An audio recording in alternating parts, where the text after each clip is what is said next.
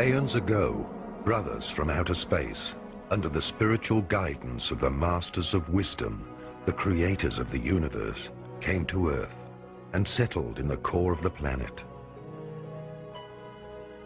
Their task was to prepare the surface of the planet for the development of higher forms of biological life and for the reincarnation of souls destroyed in the atomic explosion which had shattered the planet Melona, Lucifer, located between Jupiter and Mars.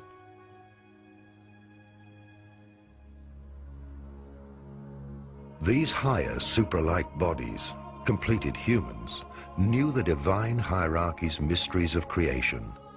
They were aware of the planet's inner logos, whose consciousness gave birth to unique soul groups, each able to incarnate at different times.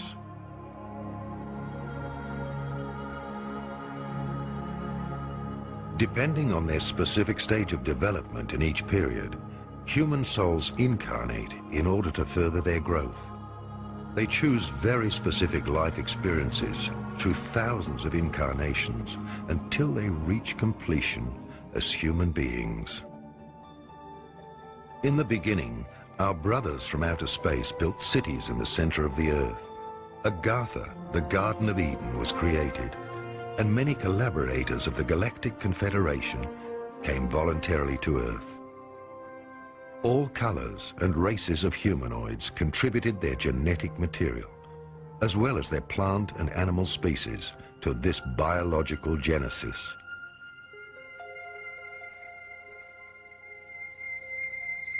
In the creation plan of the Cosmic Father, the Earth was considered a suitable living space planetarium, which would produce a universal humanoid able to overcome all polarities and a diversity of climatic zones. Until that point in time, there had been a great diversity of non-humanoid species taking part in the development of souls.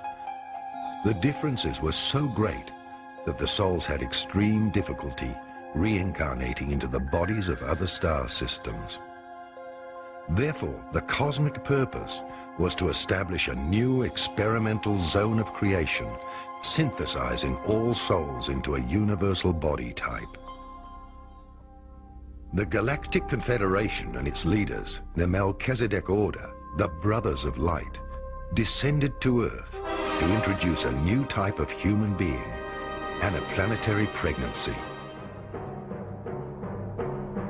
They created the human species in their own image and assisted in its genetic improvement. I'm a specialist in extraterrestrial visits that took place thousands of years ago. Our ancestors did not understand these visitors. They thought there were some gods. They did try to copy the technology of the heavenly creatures. Of course, not correctly, not the function of the technique. A Stone Age man who sees a car, for example, cannot reproduce a car, but he can draw it. He can carve it into rock. He can carve it into hide. All went well according to plan until the downfall of the angels. The reincarnating animal-like humans were improved through direct genetic intervention, and in a short time span developed suitable bodies. The bodies of these creations became perfect in such a short time that souls from Melona, Lucifer, Venus and Mars, who in past times had already gone through cycles of incarnation and creation, were now able to reincarnate on Earth in order to attain completion. From that time on, two types of humans inhabited the planetarium Earth. The true immortal and physically etheric beings in the center of the Earth, who watched over creation and its evolution, and the mortal creations who purified themselves through reincarnation and developed towards human beings. In accordance with the plan, human beings brought forward civilizations which rose and fell. Different soul groups gathered their experiences in these civilizations. However, the guardians of evolution, also called angels, seemingly took the power into their own hands. They saw how beautiful their creations had become. Some of these extraterrestrials from outer space were tempted by the earthly kings who were always offering them gifts, including beautiful women and even their own daughters. Some of the emissaries of the Confederation gave in to temptation. The beings from outer space physically procreated children with the reincarnated beings. This was the only action forbidden by the Elohim. From then on, they had to give up their status of impartiality and immortality. They were banished from the inside of the earth, from Agartha, the Garden of Eden. From then on, they had lost their eternal youth and their androgyny. The inner closed cosmos of a complete human being, through the union of the soul and the body's personality, suffered a separation. They were thus condemned to a fall and a return to the process of human evolution. There is a time when the old female Indians tell in the Sanskrit texts that 3 of their Indian cities have circulated around the earth, and the 3 cities are described in detail. The one belongs to God X, the other to God Y, the third to God Z. They are described colorfully in the meeting halls. They're described as manas. These are little vehicles which have come down to earth from these heavenly cities, and often people were given a privilege. They were taken along by the so-called gods, the teachers, in the heavenly cities. And truly, the heavenly cities are described in all detail. But then an argument broke out between the gods. One was called Siva, not the Shiva. The Siva with a C-I. This Siva had, because some so-called evil spirits had settled in one of the heavenly cities, destroyed it, and he did it with a devastating beam. It is described how the city fell to the ground, fell into the Earth's atmosphere, and finally in rubble onto the Earth. And it looked as though splinters of a meteor had fallen to Earth. Initially, the fallen gods lived for a few thousand years, but after Atlantis, to mere hundreds of years. For example, Methuselah reached 960 years of age. Yet the demigods had one consolation. They had paranormal abilities, far more advanced than those of ordinary mortals. Through their higher vibrating chakras and energy centers in the physical body, they were still able to make use of their 5 higher senses. They were clairvoyant, clairaudient, clear-feeling, clear-touching, and clear-smelling.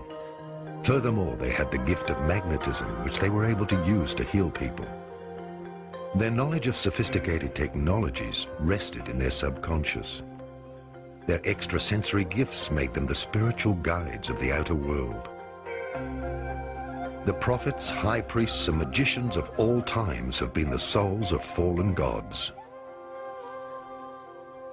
Yet all this was part of the Creator's plan, and these souls have made a voluntary sacrifice for the maturing humankind in order to provide it with a light on its path to becoming human and to the Godly Father. Once upon a time, there existed on earth a high culture whose people were filled with the Spirit and knew all the mysteries of creation. These secrets of creation were revealed to them because they lived in harmony with the laws.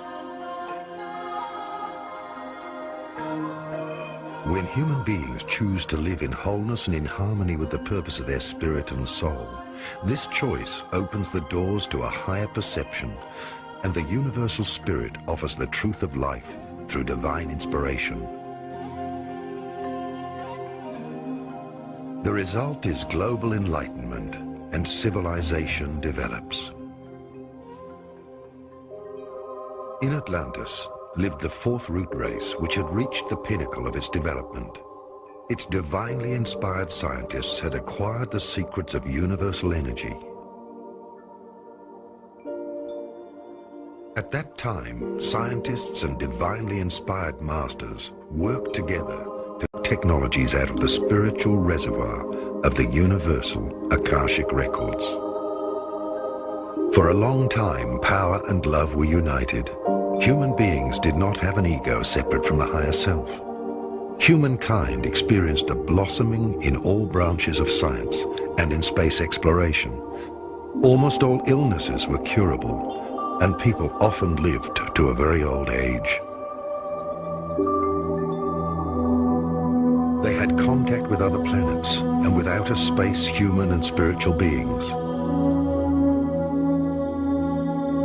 The human race living at that time possessed the universal understanding that the planet is a biological living being, and that the planet is a body and its people the cells of that body. People knew neither ownership nor egoism, and they kept their planetary body, the Earth, clean, because they knew that they only had one Earth in common. They could neither sell nor divide it, nor were they allowed to market its water, air, or resources. Everybody had everything they needed.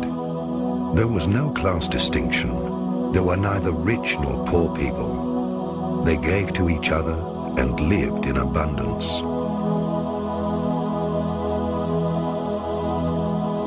The living cosmic laws of brotherhood replaced the dogmatic religions and laws. People did not know labor. Rather, they contributed joyfully to the community with their personal achievements. Each individual's talents were encouraged. The understanding of both the inner spiritual worlds and the material outer worlds enabled the archetypes, the risen masters of wisdom, to live amongst humans and to teach them the great mysteries and initiation steps of the temple. The simplicity of the universal knowledge of the five elements, earth, fire, water, air, and the cosmic ether, formed the basis of a global sustenance. Humans still recognize that they're a part of God on earth, and that nothing exists separately from God. They were conscious that if they were a part of the creational spirit, which had been materializing for millions of years, they had to possess in themselves dormant but almighty powers waiting to be awakened. In mystery schools, step by step, they learnt to rise to a God-human consciousness. No one prayed to a separate God. They still remembered that they were fallen and incarnated angels who had to attend the school of life and be reborn until mastering and living through any conceivable experience. Until the time came when they would ascend to higher dimensions of consciousness. The masters of wisdom knew the secret of the expanding and contracting of the cyclic cosmos. In the Indian Vedic texts, it was described as the inhaling and exhaling of God. The expansion of the cosmos from the source was called the Omega cycle, since everything diverged from the source. The further the Milky Way and its suns moved away from the source, the weaker their connection to the spiritual source whence everything comes. This means that all life in spiritual decline or descent to lower dimensions slips into the third dimension of the solid material universe. Atlantis and its race were still anchored in the fourth dimension. The masters of wisdom knew that at the peak of this civilization, the cosmic cyclic plan had anticipated that the souls would move down into the third dimension in order to totally experience the forgetting of their divine source and to live through the so-called Dark Age.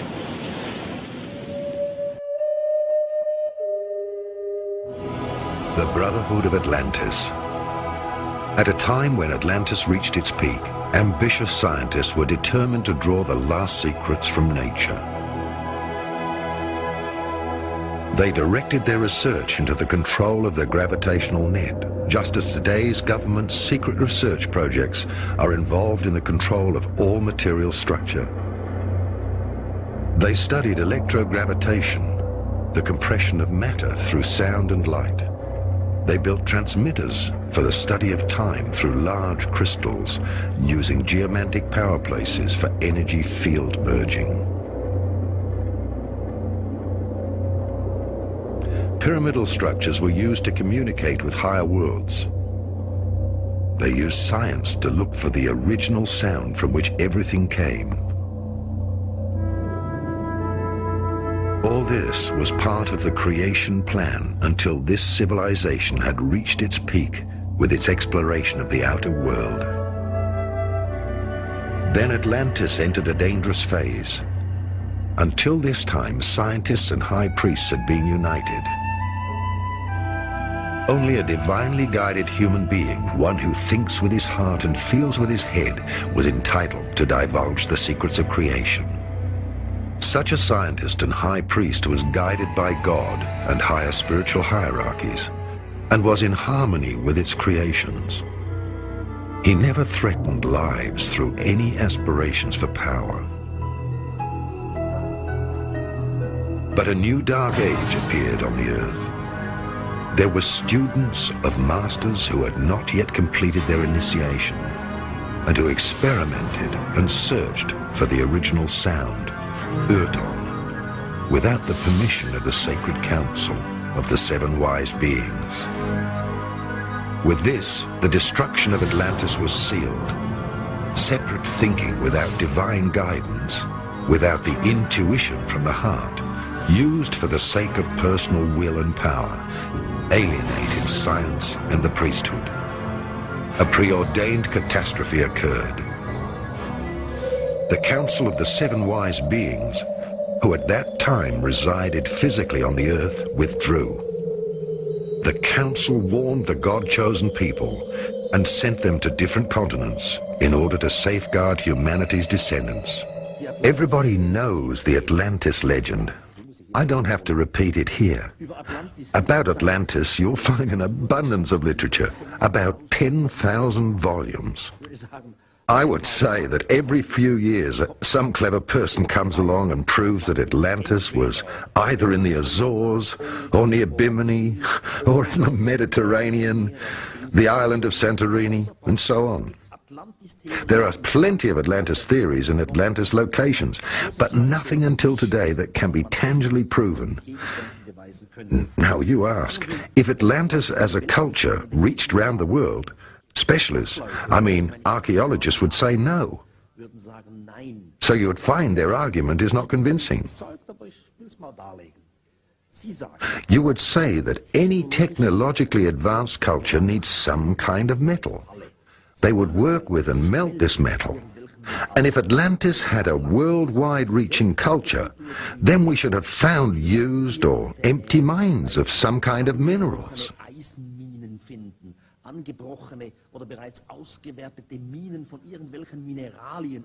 And none has emerged so far. And that is why specialists say Atlantis could not have had a worldwide culture.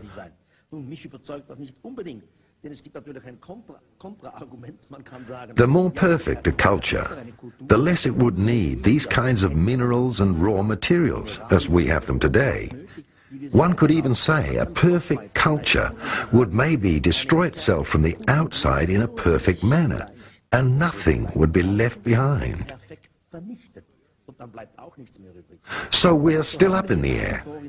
I would say Atlantis. Yes, Atlantis did exist. Literally, you can prove it quite clearly, but objectively with a solid object in your hand, one is uncertain, unfortunately. After the catastrophe, nations were dispersed. Knowledge, languages, and traditions were divided. Everything progressed in polarity and division.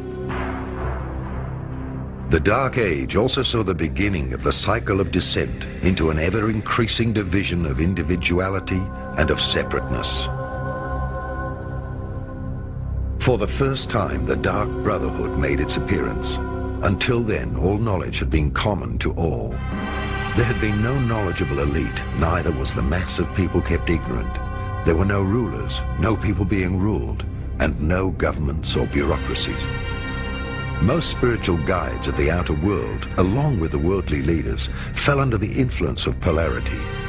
The now self-appointed leaders had their own city-states, and because of the knowledge they kept to themselves, they were worshipped more and more, and were paid duties. The Brotherhood of Atlantis ensured that knowledge was divided into two parts. On the one hand, the exoteric knowledge accessible to all. On the other hand, the esoteric secrets only accessible to the initiated members of the Brotherhood. The saying, "knowledge is power," dates from that time. When knowledge from the ordinary people, the spiritual decline yielded darkness. Power struggles and dissension arose among the leaders of the Brotherhood, who, afraid of losing their power, used science to develop weapons, because verbal agreement was no longer possible. At first, weapons were developed for defense and later used for aggression.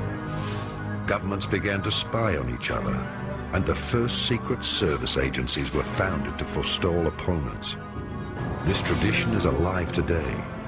The secret services not only serve government leaders, but also the powers of corruption. Thus, Atlantis, after many declining cycles, finally reached its downfall. At the peak of one of these quarrels for absolute power, the ultimate weapon, a gravitation bomb, was produced in order to destroy the cities of the now fighting elite priests. The Indian national epic, the Mahabharata, is widely known. It tells of wars. For example, in the 5th book of the Mahabharata, it tells of a god who was called Gurkha. And this Gurkha has thrown a single lightning bolt onto the threesome city. Then it was described in detail how the elephants stumbled around in circles, their skin hanging off them. They roared, people screamed, birds fell out of the sky, warriors tore off their armor and jumped into the water. It is clearly said that everything was surrounded by a deadly breeze, and even the unborn children in the womb died. And this is a case out of Indian mythology where definitely a bomb had been dropped, because all the symptoms have been described so precisely. Up to the Great Blow, several large cities ruled. One of them was Urd on the plain of the Taklamakan Desert between Tibet and China. Poseidon, the metropolis, now lie on the bottom of the ocean. The golden cities on the banks of Lake Titicaca, the Empire of Tula in the far north, as well as many other mysterious and lost cities, which we now know from our legends date from this time. Within 30,000 years, these cities waged destruction on each other until the final atomic war. At that time, the original sound, Urton, was created, and the gravitational web of the magnetic pole of the Earth was suddenly dislocated. A pole shift followed, the continental plates were torn apart, and floods washed most cities of this high civilization away. Da gibt es eine sehr, sehr brisante Geschichte, die eigentlich niemand kennt. There is a story that nobody really knows. As everyone knows, uranium has a specific nuclear value, uranium-214 to 235, which is needed, for example, for bombs and nuclear power stations. And this uranium must always be kept within a certain limit of radiation.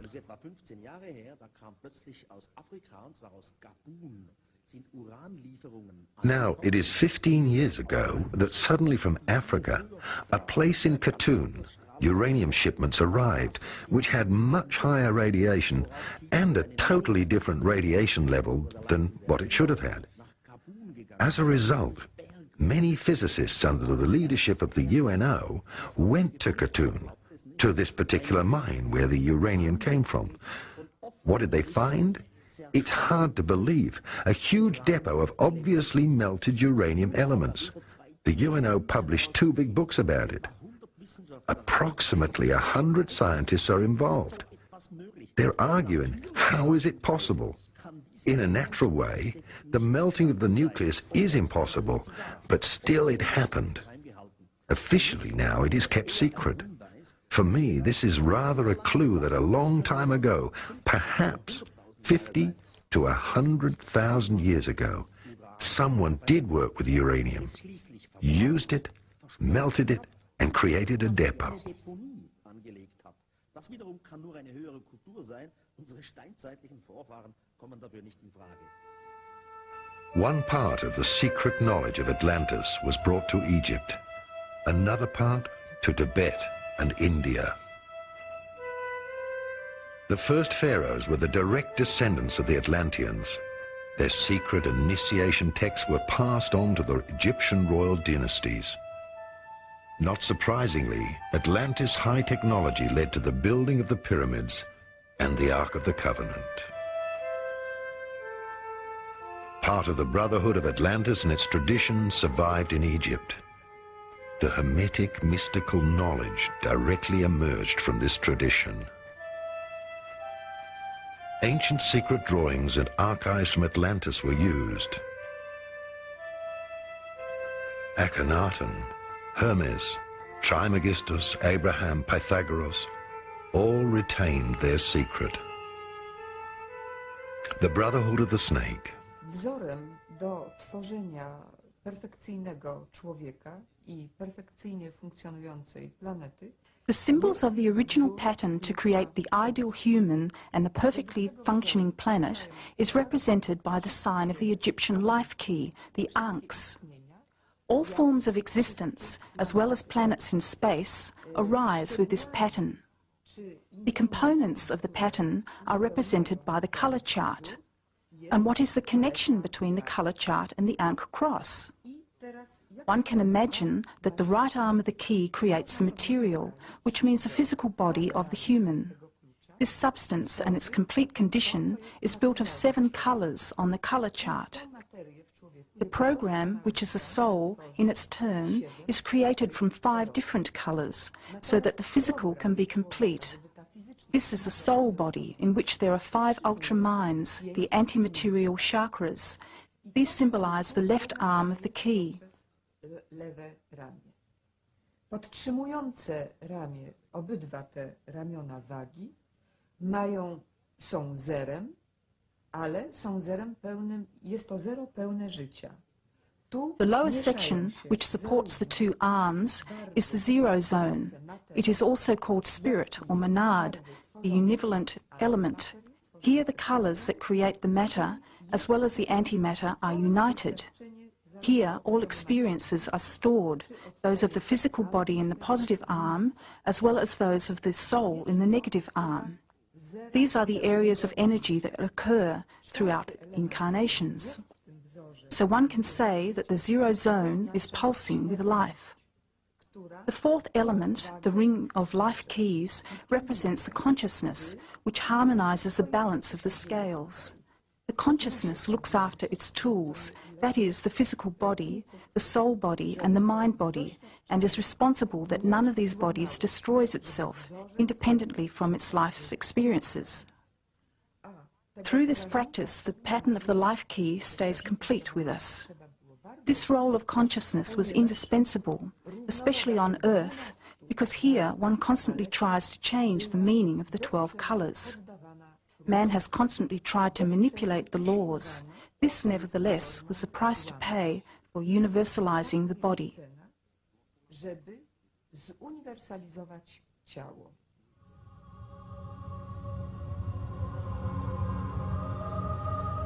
When the Earth descended into the 3rd dimension and the planetary logos, the soul of the Earth entered a new cycle of experience. Humans reached the zenith of their polarity consciousness.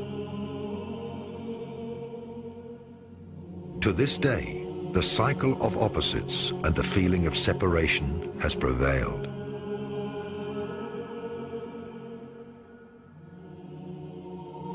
One could say that when Atlantis and its continent sank, the Earth left the 4th and 5th dimensions to enter the realm of the 3-dimensional material structure.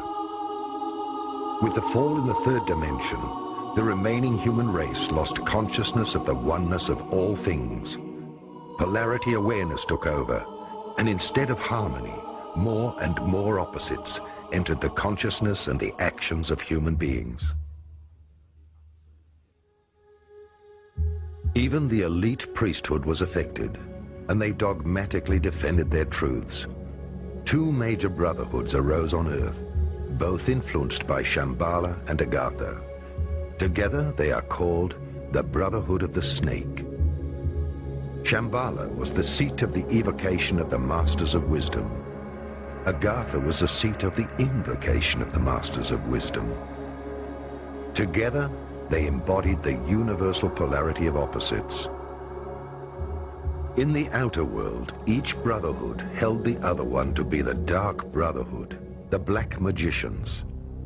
The battle between the polarities of the brotherhoods took place over an incredibly long period and reached its peak in the Second World War. The two opposites, the sun, Illuminati, and the moon, Luminari, face each other and struggle for power, yet neither of them can win, only overcome polarity. Humanity was influenced by these two contrasting areas of wisdom. All true governing bodies were visited by agents of these brotherhoods and were partly initiated in the evolution plan of humankind. In ancient times, the Brotherhood of the Serpent divided into the Brotherhood of the Yellow Dragon and the Brotherhood of the Red Dragon. Together, they formed the Brotherhood of the Snake. Both undertook the spiritual education of the human race, the Yellow Dragon in the east and the Red Dragon in the west. We can still find the Order of the Yellow Caps and the Order of the Red Caps and their monasteries, which date from that time, scattered throughout Tibet. The spiritual warriors of Shambhala and Agartha foretold that at the end of the cycle of declines, when the final prophecy of the spiritual battle on earth would be fulfilled, they would return to reveal the truth and herald the passing of the Dark Age into the Golden Age. The survivors of Atlantis were the chosen seeds of the fifth root race from which humanity originated. Over many thousands of years, the maturing humankind went into a deep and amazing state of consciousness. The extraterrestrial carriers of light gave the surviving Atlantean priests instructions to start the Brotherhood of the Serpent. The third unknown power to influence the brotherhoods was the eagle, symbolizing the Space Brotherhood. They inspired each brotherhood and their worldly kings to build empires. All wars were instrumental in introducing new historical eras and in creating the history of the human race. It was the old game: when two parties fight, the third party and its agenda remain hidden. Thus all world leaders were led by the third power in order to fulfill the world plan of creation. The light carriers from the Federation, also called the Guardians of God, introduced on Earth a secret education program in order to guide the worldly humans in their evolution plan towards completion. They are akin to what we call in the biblical tradition the archangelic, or in the Eastern tradition the avatars or maha-avatars, those who bring the divine science or the Dharma, the teachings of light.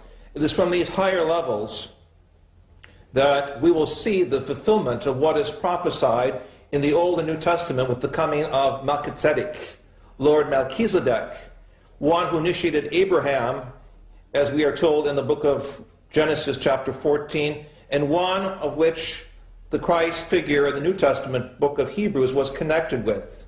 They are members of the higher angelic brotherhoods of light who will intervene and change the world from a material-based culture under the control and dictatorship of those who control the financial, the political, and scientific power to one of true spiritual liberation.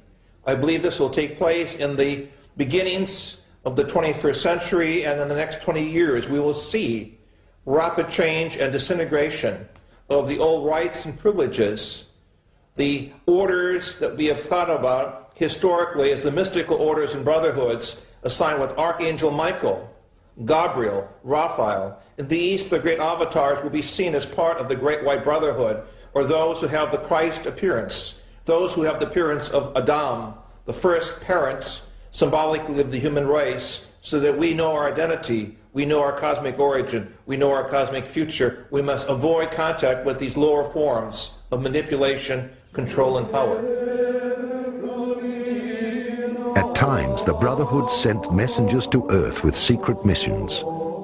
They sought out the spiritual heirs and the worldly leaders of the different epochs and gave them new instructions. The Count of Saint-Germain appeared across several centuries in Europe and finally disappeared during his journey through Asia. The decline of the human consciousness after Atlantis was part of God's deliberate plan in order to move the souls towards completion. Nothing could hinder it, because the web of the planet's basic energy and its electromagnetic radiation increasingly distorted the consciousness of people. Whenever the time was right, they brought new consciousness impulses to the leaders of humankind. This happened through the messengers from the cities of the inside of the earth. Some came as incarnated masters, others as emissaries. Since the destruction of Atlantis, the Brotherhood of the Illuminati prevailed. It started as a sun supremacy with all its masculine attributes. All Western cultural circles carry the symbol of the snake, the pyramid, or the obelisk, which point to the masculine power of the cosmos. Churches and high-rise buildings in our civilization indicate the strength of the male omnipotence. The Sun Masters are the architects of all Western cultures and are now striving to reach prominence through the ruling of the global world order. They all serve Shambhala and work with the Red Dragon, the red-capped Tibetans who are the worldly representatives of Shambhala. The aim of the Brothers of Shambhala, together with their worldly leaders, the Illuminati, is to establish a global world government. The Brotherhood represents the earthbound powers, the Omegapole, the builders of matter. World politics and religions have the same objective.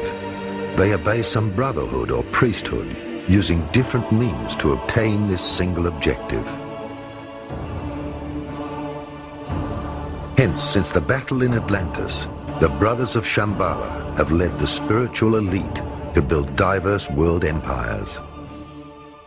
Who are the Illuminati? That's one of the most interesting questions that one would never find answered in the academic textbooks. The information about it is missing from the public libraries. However, after years of research and primarily association with the large American dissident political community, I have discovered for myself knowledge and books that normally is simply impossible to get. It has been deleted from the public libraries in the best Orwellian tradition by the Illuminati themselves. Whether the Illuminati are the topmost layer of the secret societies on the planet is not that important a question. There may be other levels above them. What is important is that the Illuminati are the interface between the secret societies, this pyramid of secret societies on the planet, and the extraterrestrials above them. There are many books that indicate that, let's call it the Politburo of the Illuminati, has members that are either extraterrestrials that beam down for every meeting, or even the rumor is that Lord Maitreya himself may be materializing for some of the more important meetings that they have. So basically, the Illuminati are the quiet, underground, low-key interface between our secret terrestrial government and aliens above it, aliens who themselves are subcontracting for even higher levels of celestial management structures. What is the political program of the Illuminati? What is their political manifesto?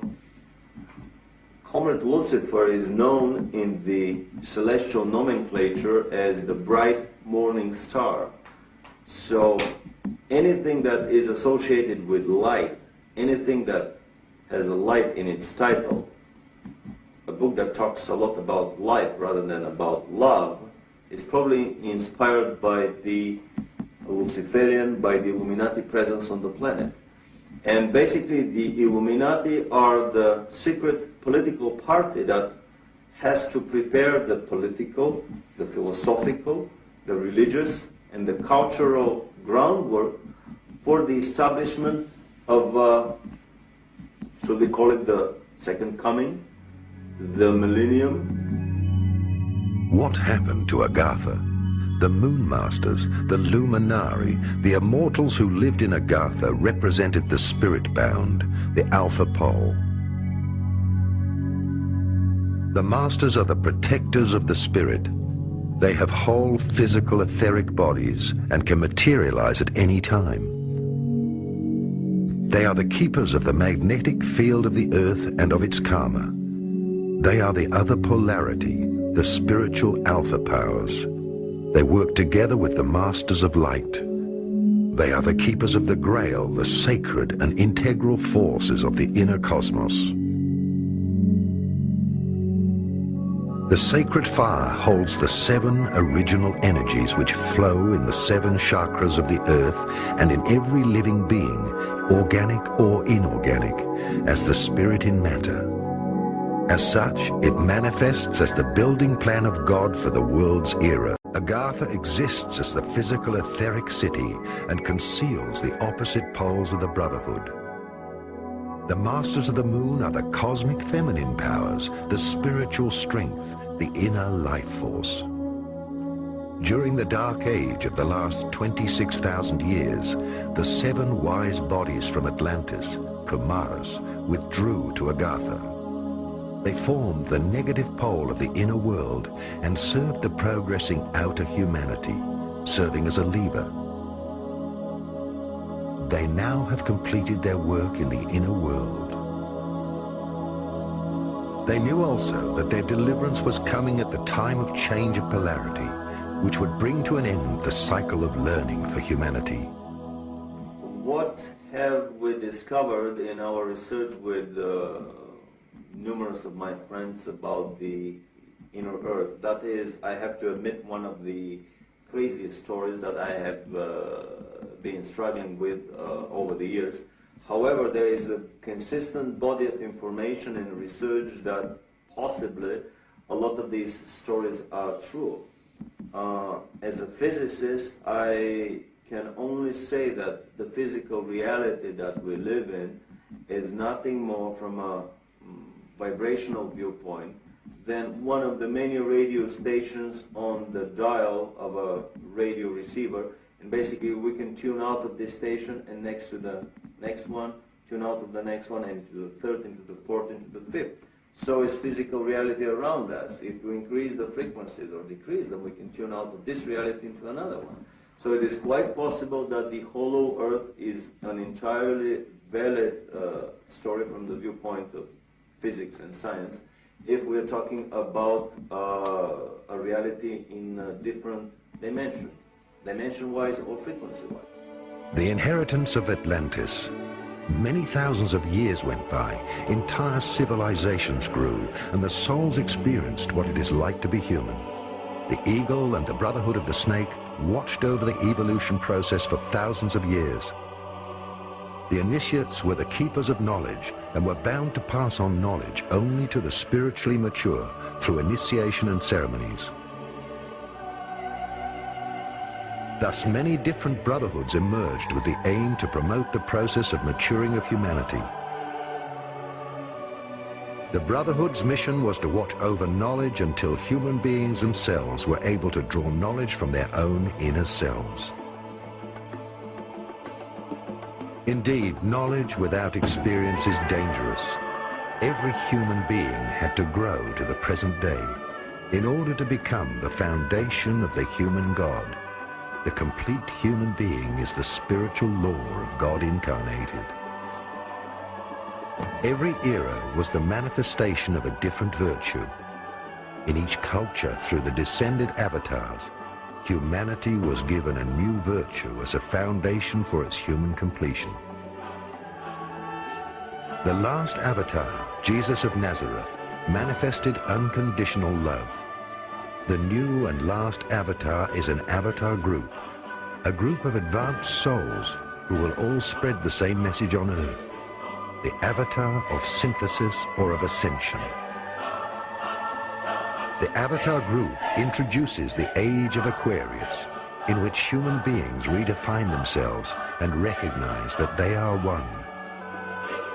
The Brotherhoods created all world religions under the guidance of the spiritual hierarchy. They promoted all trends arising from humankind itself. They impartially encouraged all 12 black virtues and 12 white virtues in order to create a playing field of experience for becoming human. For researchers that have been investigating the extraterrestrial presence on our planet, it is very obvious that life did not develop alone and on itself on this planet, but that it was influenced by the presence of hundreds, probably even thousands of extraterrestrial races and visitations over the last, let's say, several 100,000 years. On top of that, it is possible to realize that these extraterrestrial visitations on the planet and the races behind them are loosely grouped into different philosophical and, let's call them, celestial management structures. So on our planet, which has the influence of at least several major such management schools, we see the competing influences of these presences, and we see these gentle attempts at arm wrestling over the table of these management hierarchies to introduce their concepts, their viewpoints about the racial development on our planet, about the philosophical, about the political, and about the cultural development. Human beings have the option to choose the virtue they want. They are responsible for the games they play in becoming human. The Earth, the physical cosmos, was only created in order to experiment on the physical manifestations of matter. Everyone believes that his intention and point of view are always correct. True goodness and true love are always selfless actions, which have no origins anymore and come from the freedom which dwells in the completed human being.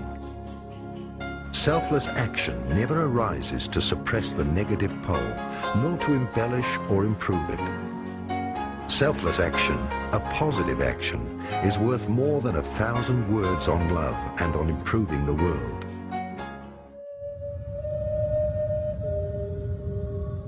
Thousands of years had passed since the battles between the two priest castes which triggered the decline of Atlantis.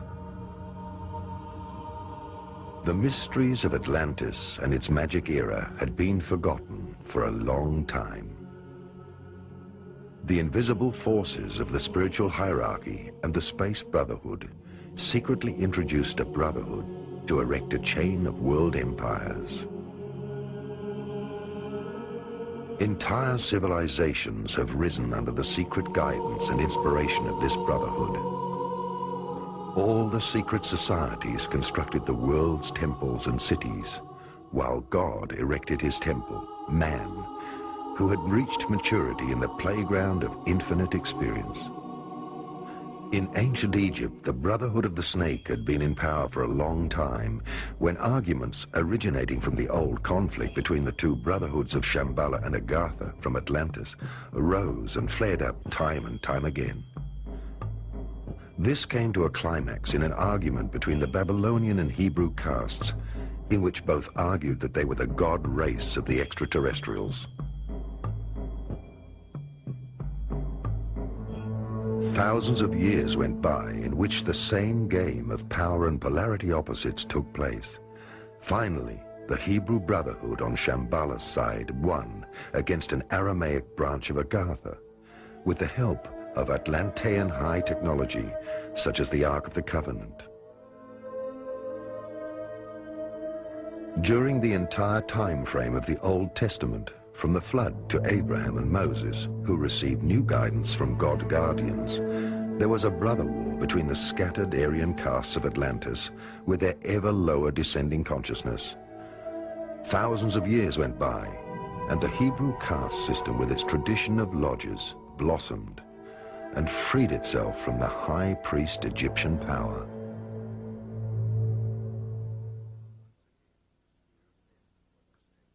Once again, the spear of destiny was taken from one culture and handed over to another. The Space Brothers secretly inspired the Hebrew priests and guided them in order to direct the newly chosen people of God. The Hebrew leadership role strengthened, and generations grew up under the influence of the deep mystique of the Hebrew initiation scripts and ceremonies of the rabbis. The prophets told the priests that they could foresee the birth of a new Messiah who would bring a new age. The prophecies also said that the Messiah would have incredible abilities and would be more powerful than all the world's kings. So the Hebrew Brotherhood knew for a long time approximately when the Messiah would be born, and they were very afraid to lose their spiritual and worldly powers. No wonder King Herod, when he heard of the birth of Christ, sent people to look for him. The Brotherhood feared that their power would be taken from them. By the time Christ started his work, visiting the scriptural scholars and making it clear to them that God's life was in the inner life of man and not in their dead scriptures, the end of the magical era of the Atlantean Brotherhood was not far off. From Atlantis' dark age to the rebirth of light, the path of becoming human was long and cruel. Through thousands of years, the Brotherhoods worked undercover in all cultures. Thus we can trace their paths to Egypt, to the Holy Land, through Greece to Rome, and in all European royal courts. In recent times, they sent their leaders to new countries, such as America and Australia. Today, there are very few countries which have not been led from the outside by the old world order of the Brotherhoods.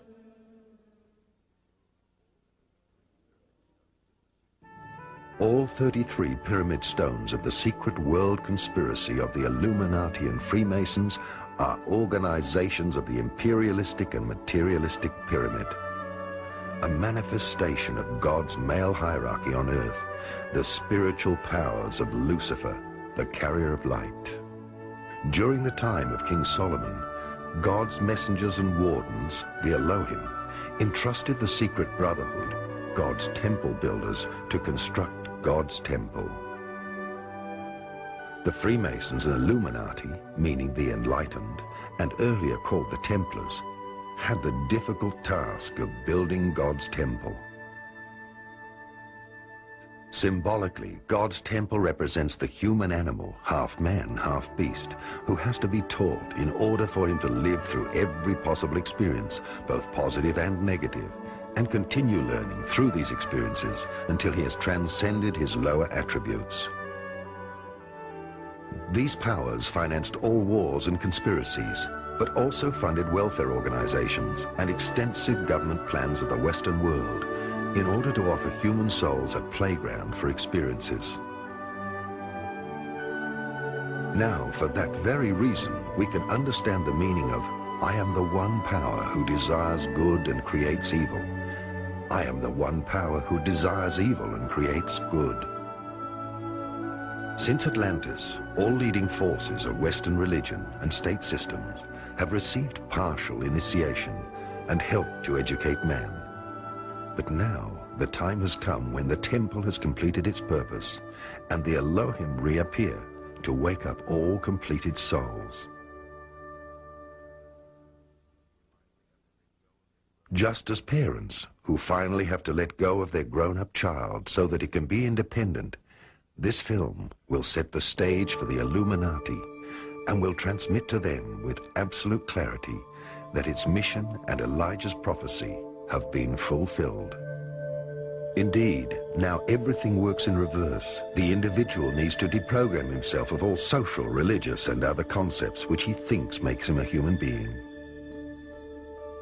Likewise, as every social structure represents the foundation of a civilization, the purpose is not to destroy this structure, but to liberate it from the ego structure of the lobbies.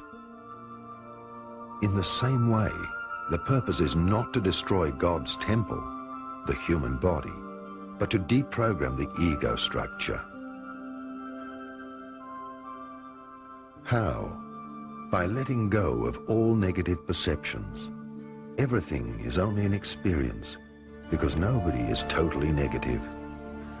The negative within us and in the world teaches us how to slowly receive understanding.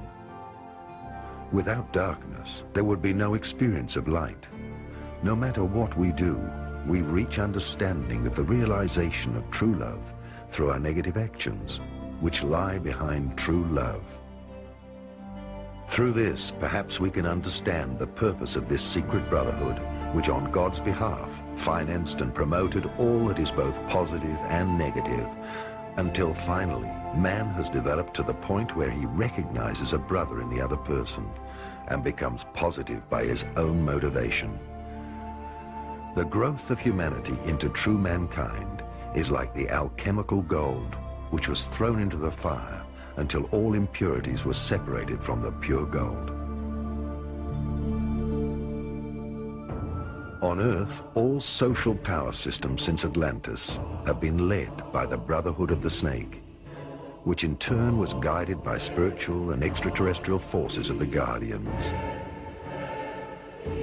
In short, whether it be monarchy, capitalism, or communism, whichever strive for power and leadership has been spiritually influenced by the sun hierarchies during the Dark Age, and now represents the male materialistic forces.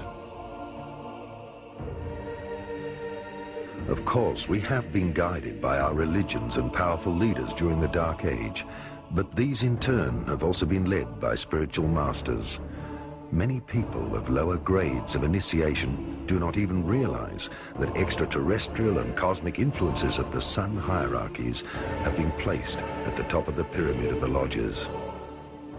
During the Dark Age, sun hierarchies, the Illuminati, are the rulers, accomplished masculine forces, the builders of matter. In the last Golden Age, moon hierarchies, the Luminari, the accomplished feminine cosmic forces, ruled and brought matriarchy. The completed souls of the next cycle unite within themselves the sun and moon, which is symbolically a marriage of mind and matter. The union of man ego and woman soul within a human being leads back to immortality. In the future, the higher self will be a human being on Earth. Christianity and the Templar Order. Each time it was written down, the true revelation of the divine was falsified, because every testament always represents an interpretation of that not experienced. This is how the world religions originated, with all their different sects, which strictly followed dead words to the letter and were misled from generation to generation further away from the truth. After Christ's death, his words were wrongly interpreted also, and in parts purposely falsified. During the first century, great disappointment was felt within the first original Christian congregations, when part of the scriptures were falsely interpreted by the secret Hebrew brotherhoods, who stood on the side of the Romans. The Atlantean gospel of the life of the Essenes, Essena, which still includes the teachings of reincarnation, but excludes any interpretation of evil, led through the centuries to the strong division between heaven and hell. Peter, in his last days, recognized what had happened and asked to be hanged by his feet, symbolizing the world's confused situation. Back then, all his followers were only comforted by the knowledge that one day in the future, just before the return, they would be reborn in order to inherit the world.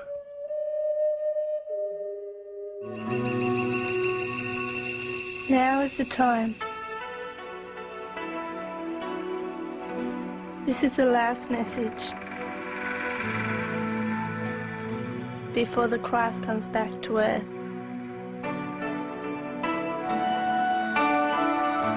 Hear this message. For a long time, mankind has been hanging on the cross.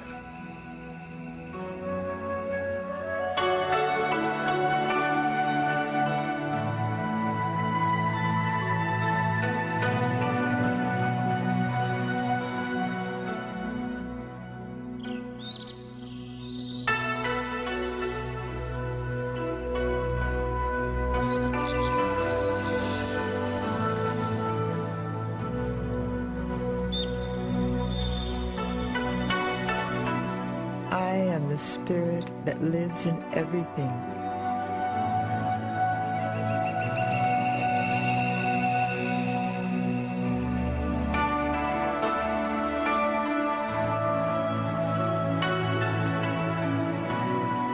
I am the voice in the cosmos, in the wind, and in the nature of all that is.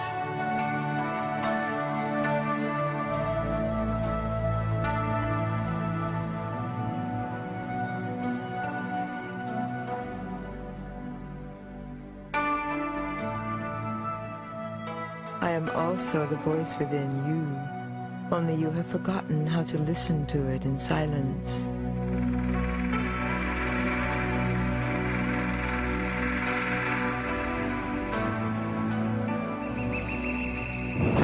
So listen now to the message on the outside, which is important during the last days of this old world, because every ending is also a new beginning. As a spirit of this planet, you are a part of my being, as much as I am a part of you. Through you, I have lived thousands of lives to gather my experiences. Concealed within you, I have experienced innumerable cultures and personalities within the eternal cycle of life. When life reached its peak after having evolved from the minerals through to flora and onto fauna, the snakes of wisdom, the already completed angels, descended in order to grant man his higher inner guidance. Therefore, two voices now lived in each man. Through reincarnating from one to the next life, he felt drawn towards his higher self. Now the time of awakening has come, when each human being can unite with his higher self in order to accomplish his ascension.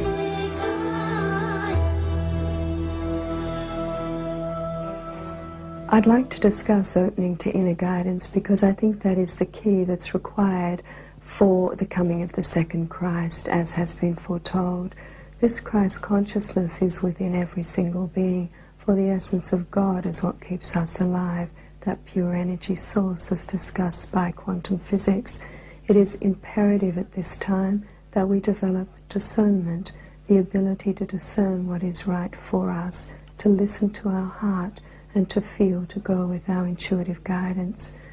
What a lot of us are now doing, or becoming aware of the necessity of doing, is really learning to listen to the Christ within, to open up to the inner teacher, to open up to our inner guidance. And the way you do that is, again, simply aligning to the energy that sustains you through breath work, through light work, through conscious awareness and mind mastery. When the sleeping God, the master of all that exists, became conscious of himself, the indefinable split into being and non-being, into spiritual world and material world, into the higher heavens of transcendence and the lower worlds of duality. The cosmos formed with all its dimensions and parallel worlds. The world of opposites, which we call duality, came into being. So there are immortal worlds which never experience change, and there are worlds which experience life through constant change. In order to be able to experience himself in infinite diversity, he created out of himself unlimited part consciousnesses, cosmic monads, who gather infinite possibilities of experience in worlds of duality, for the source of all existence. Every cosmic monad can gather experiences through the world of opposites, also known as polarity. Because such a part of God never descends into the mortal world of polarity, but only has to gather experiences, it separated a part of its universal mind and created the souls, a vessel for the universal experiences. The souls, on the other hand, worked in such a way that they needed many individual experiences. However, they could not identify themselves with these experiences. Therefore, they created a vessel, which we call the physical body, so that they could gather experiences by reincarnating from one life to the next in the world of opposites and slowly become perfect.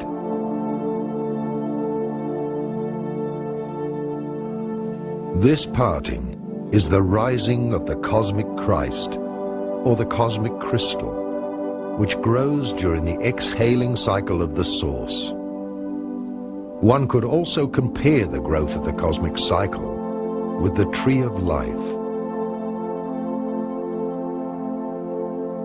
Matter is the slow transformation from spirit into light and sound, and ultimately into alchemical crystallization. We are condensed shapes of light, like leaves of a tree, which after falling in autumn are reborn in springtime. Our experiences are preserved in the souls. The cosmos is like a school with many classrooms, and therefore there are, as in a school, different grades of maturity. These grades of maturity of the worlds are separated by different levels of vibrations of matter in different dimensions. Thus, different material and spiritual worlds may exist in one place simultaneously. The physical eye, which perceives everything on the frequency of the three-dimensional world, can see only the three-dimensional world. There are 12 planets in our solar system, 7 on the material frequency, which are inhabited by higher developed beings, and 5 inhabited in the spiritual dimensions. Good afternoon. We are here. It is our pleasure to be in your reality once again. And we are, of course, the Pleiadians, and as we've said, it is our pleasure to be here at this time to communicate with you, to give you an opportunity to understand our energy and who we are. This one that speaks through us, we call her our vehicle. She has given you an opportunity to listen to her interpretation of what she feels is taking place as a result of our contact with her. We would like to share with you for a few moments what we feel is taking place. You are sitting in what is called as a species on your planet in a crack in time.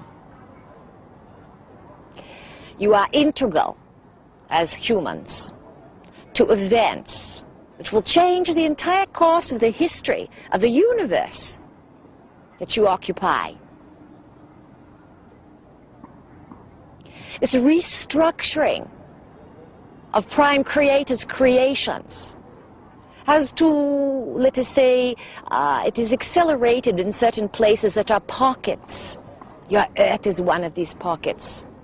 In actuality, your Earth is a library. It was originally designed as a place to store and hold tremendous amounts of universal data. You have occurring at this time what is called the return of the gods. Who are these gods? For eons it was understood that the gods came from space. Yet only recently, in your very short memory, have you separated these gods thinking that the gods of the religions had nothing to do with what lie in the great cosmos outside of your planet. Now ideas are being fused together within the human species. And you are beginning to understand that the story of who you are and the place you occupy in existence is much grander than anyone ever dared to tell you. The big secret that has been kept from the human race. Well, it is no big secret any longer. You are surrounded by thousands, hundreds of thousands of forms of intelligence, millions of forms of intelligence in actuality that are magnetized to the earth plane at this time because you, as a human species, must transmute yourselves. You must move into an entire new consideration, a reorganizing of your basic assumptions of reality. This is not so easy. It is challenging. There will be much chaos that will come first in order to bring about this restructuring. Many of you are confused and do not understand what is taking place. The best advice we can give to each of you is to go inside, to listen, to become like the child, full of wonder. My name is Amnek Anek, and I come from the planet that you know as Venus. But at one time we were a physical society. Now we reside on the astral dimension. I manifested a physical body in the spiritual city of Retz that resides on the physical as well as on the astral level. And 1955, as a child, to come into your societies, and I walked to a spaceship with my uncle Odin, who was also manifested a physical body to work as a scientist here, and together we came, and there I resided on Earth for a year in a temple in Tibet that is used by the aliens to adjust to the physical gravity and to the environment here. So when Venus was going through this change into the process of from the physical to a higher dimension, there was a gradual process of change where that they went from the physical to the astral. Their whole societies were transferred there. Their vibrations were changed by their level of consciousness and the way that they thought and the way that they lived their daily lives. The Venusian people knew that this process was taking place and preserved one city, the city of Retz, under a climatic dome on the surface of the physical Venus to give them the ability to come into the physical and work here to raise the consciousness of mankind on Earth. Now, Earth is going through similar processes of change where that their consciousness is gradually changing and getting to a higher degree. And if this continues, if we continue with our work and spiritual development here, this process will take place on the physical very much the same way. It's not a dramatic change. It's so gradual and so natural that it's almost undetectable by the people that are in the process. Mankind, where it came from and where it is going. Scientists of all ages have tried to find the origin of life through physical evidence. They have split matter, studied the microcosm and macrocosm, but even so, they only observed life from a certain perspective, adding rows of parallel interpretations of reality. But they overlooked the most important thing of all, the creator of matter, the spirit that lives in all things, the blueprint and information which forms all matter.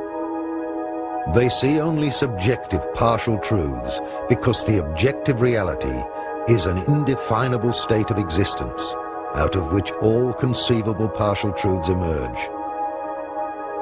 They will keep splitting life down to the atom, but will not be able to prove the existence of the spirit. The experiment compares with attempting to capture beams of light. Human beings can never catch up with light unless they themselves become light. The same applies to mankind. It will never be able to prove the existence of spirit, but can only become spiritual itself, a process which the initiated call metamorphosis. Until then, even the most splendid achievements and inventions, as well as attempts at explanations of mankind, are an unconscious dream of being still asleep within the development of humanity. All of the original races on Earth came from other planets that are the older planets in your physical solar system, which is Venus, Mars, Saturn, and Jupiter. Venus, the home of the white race, Saturn, the home of the red race, Mars, the yellow, and Jupiter, the black. They brought colonies to Earth when it was a younger planet, just developing, and only had plant and animal life, and set up these colonies, as you know, Atlantis, Lemura, Aztecs, Egyptians, as a few of the societies here. And on all of the dimensions above the physical, the parallel dimensions that run, the astral, mental, causal, etheric, and soul planes, there are vast universes that exist that are parallel to the physical universe. There are, in other words, there are astral dimensions that absolutely are a duplicate of places here on Earth, just as there are on Venus, Mars, Saturn, and Jupiter. In other words, on all the different dimensions above the physical, these societies and these planets and the whole solar system and everything that exists in the physical is duplicated on the higher dimensions until you get into the planes of, or dimensions of existence where there is no reference to the physical. And this is a crossover called the etheric plane. And when you cross the etheric plane, there you leave behind any association or anything that identifies with the physical. For millennia after the sinking of Atlantis during the Dark Age, man has been separated from himself and has been in search of the Holy Grail.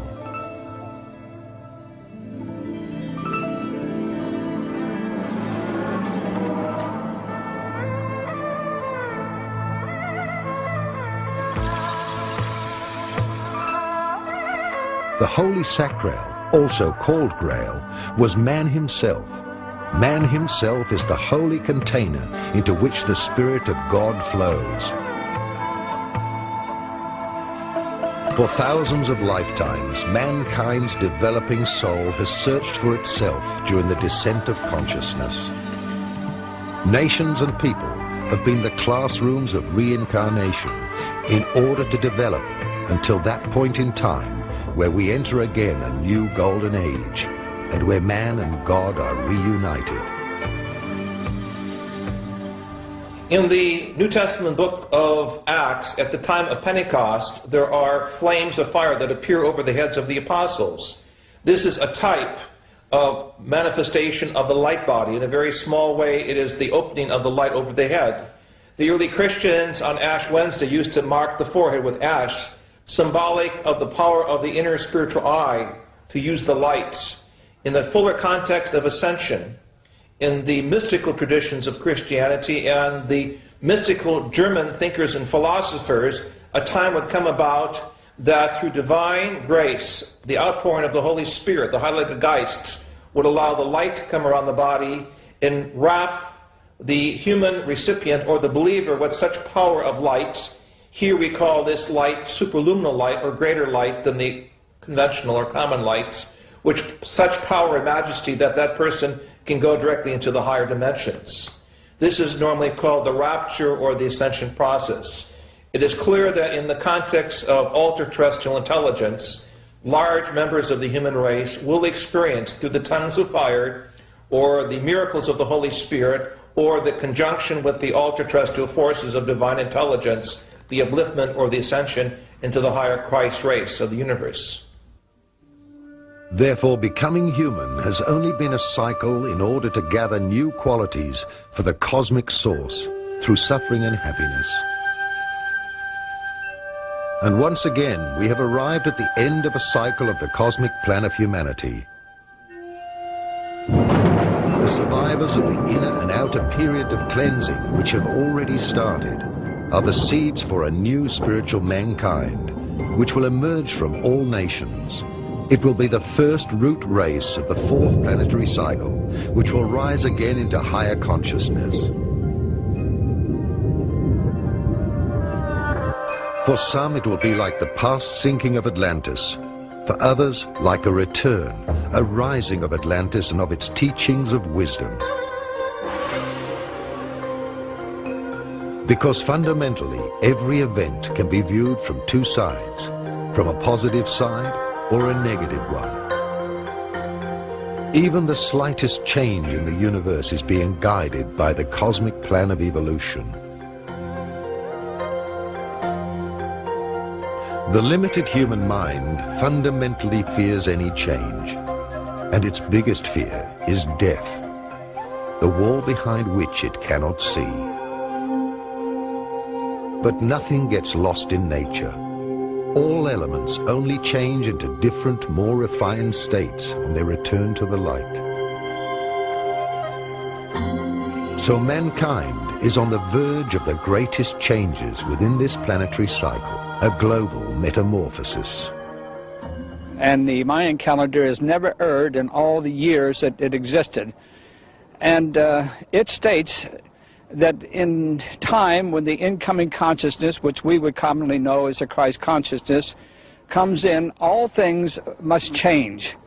Government, science, and religion, unless they accommodate incoming spirit or incoming consciousness, the Christ consciousness, if you will either fall by the wayside or will go through drastic and dramatic changes. Now, we see a lot of that happening in the world right now. We've had a coup in the Soviet Union which failed. Down came the Berlin Wall. Transformational changes taking place in places like Romania, Czechoslovakia, and Hungary. Now we have Azerbaijan and many others. And all we have to do is follow the news and see these great changes taking place. Now, these great changes, of course, are heralding changes yet to come. Changes which are transformational in nature and must come if we are to survive as a planet and the peoples.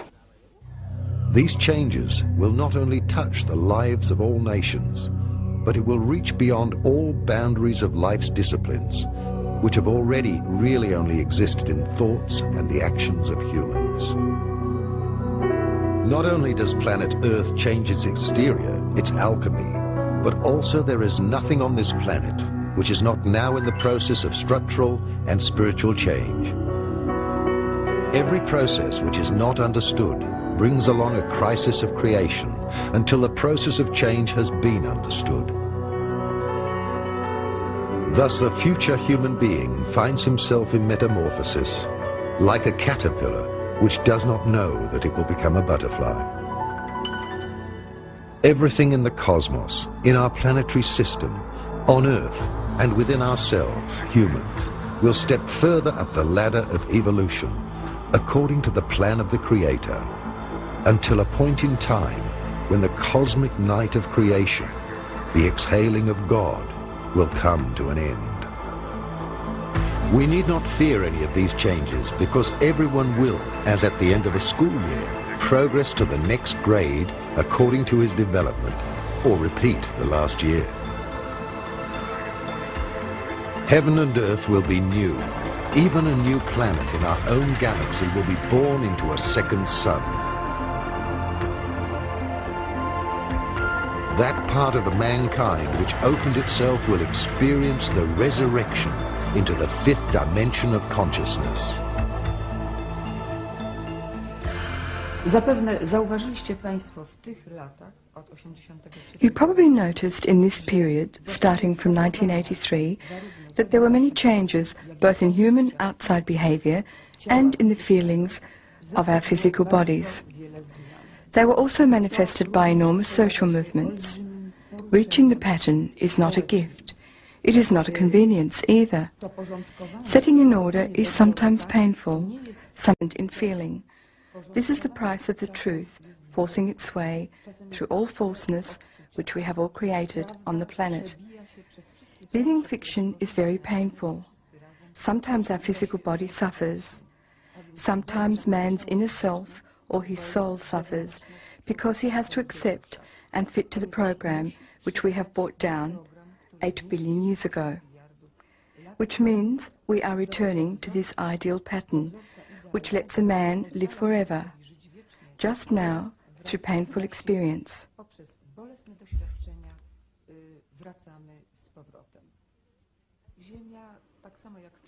The Earth, as well as mankind's introduction to the pattern, entered the final period of metamorphosis from the 3rd to the 4th of December 1983. This process will be finished finally in the year 2000. These last years are the time of enormous inner turbulence in mankind and in the planet, because the Earth, equally as mankind, has emotional, mental and physical bodies. The Earth has to come back to the pattern, in other words, to the spherical form. It is logical then that the Earth will undergo quakes, floods and other disasters, but not as an expression of some god's punishment, but simply as a process of coming back to the primary pattern. Nie jako wyraz kary jakiejś boskiej, ale po prostu powracanie Ziemi do jej pierwotnego wzorca. The Mayan calendar and many prophecies of ancient prophets and cultures predict the transition from the Dark Age into the new Golden Age to happen by the year 2011. The inscriptions of the Great Pyramid also point to the year 2011. However, time is a relative factor. During this period, mankind slowly awakens out of its sleep of thousands of years to realize the great reality that the whole universe is alive with different spiritual and material dimensions. God would never have sown a field of flowers like our universe if only one flower, our Earth, would germinate. From the year 2011 on, prophecies predict the birth of a planetary consciousness. That is, that we will recognize ourselves in one another, that we are all different, but that we are one in spirit. Then will follow 1,000 years of spiritual completion of mankind, the kingdom of peace of 1,000 years, when the masters of wisdom will appear. Until that time, not only will parts of mankind step back into the fourth and fifth dimensions, but also the cosmic fall of the Omega cycle will end. God's exhaling flows into the inhaling. The Alpha cycle commences. Everything returns to the source from which it originated. We are concluding the spiritual involution and the parallel evolution of the physical body. Our forefathers passed on this mystery in the shape of the Sphinx before they left this planet.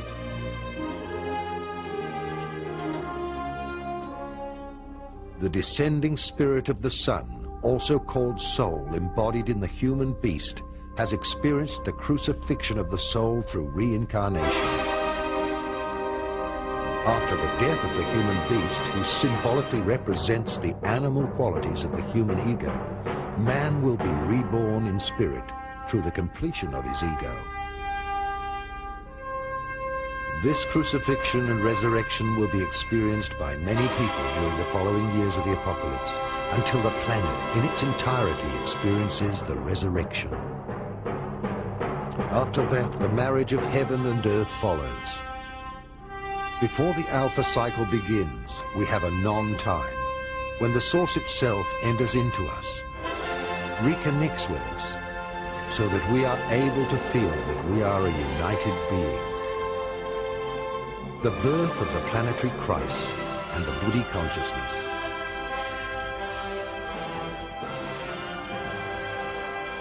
The return of the Christ, the return of the teachers of the worlds, the returning of the extraterrestrials, or heavenly master teachers, therefore all point towards this event. The planetary birth of the Christ consciousness, the neural webbing of mankind into a collective consciousness. However, until the conclusion of this quantum leap into the seventh dimension, the greatest changes will happen on Earth.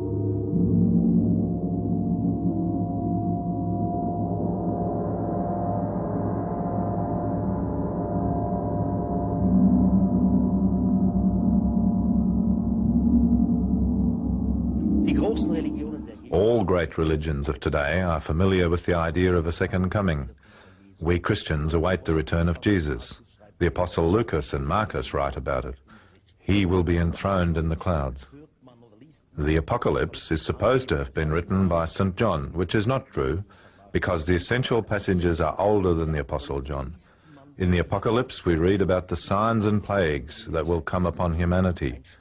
A star would fall from the sky, the moon would light up, and the heavens would roll up and unfold like a manuscript. Earthquakes and false prophets would come, and man would wander about not knowing what was happening. A group of men will finally survive the second coming of the gods, the so-called Final Judgment Day. But this is not only so in the Christian community.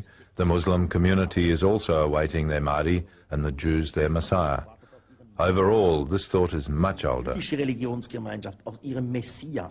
Let us go back to Babylon and Sumer, where we find the gods Baal and Baal, which are one and the same. In Old Egypt, we obviously find the sun god Ra. All these gods have promised to return in the far future, and since that time, the belief of a second coming is kept alive.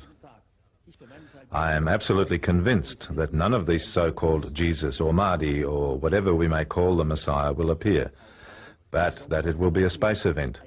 If somebody does appear, which is fine with me, then it will be extraterrestrials. With the ascension of mankind into the higher dimension of consciousness and the return of the knowledge of Atlantis and Lemuria, the purified continents of Atlantis and Lemuria will also rise out of the oceans, because human consciousness is synchronized with the planetary consciousness. Humans who have decided to open up to the higher dimensions are beginning to feel a part of an ever-increasing learning process where life is the playground.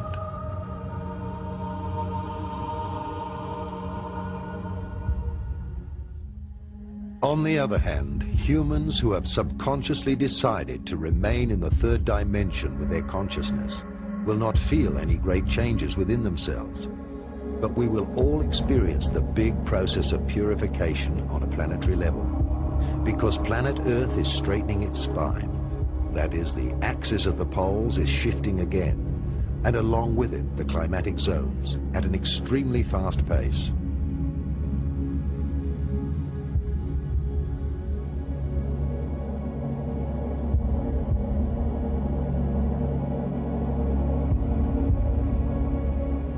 The shifting of the poles has already begun. New cosmic energies will then flow through the spine of the Earth, that is the axis of the poles, and be distributed across the electromagnetic field of its aura. A pole shift can have different effects. We cannot say for sure because we have never observed it on Earth. But the fact that Earth is a gigantic magnet indicates that if it shifts its poles, the inner Earth will be slightly unbalanced. Kann es durchaus sein, dass das Erdinnere ein wenig durcheinander kommt. It may lead to volcanic eruptions, landmass shifts, or earthquakes, and of course tidal waves both enormous and small. Naturally, we must distinguish between the pole shift and the axis shift. Because Earth spins like a top, it is almost impossible that the axis would shift. In any case, we can't make a scientific statement about it. Theoretically, it would seem that an axis shift would be possible, but by whatever process, the Earth crust could shift, and for man on Earth, this would have the same effect as an axis shift. On the basis of scientific research, we can say that many such pole shifts have happened during the last 80 million years. They have occurred in a variety of frequencies. The most pole shifts we have had in 1 million years were 4, but there were also 1 million years where we only had 1 pole shift. So the frequencies of the single pole shifts are subject to fluctuations. Das ist also an großen Schwankungen unterworfen, die Frequenz der einzelnen Polflips.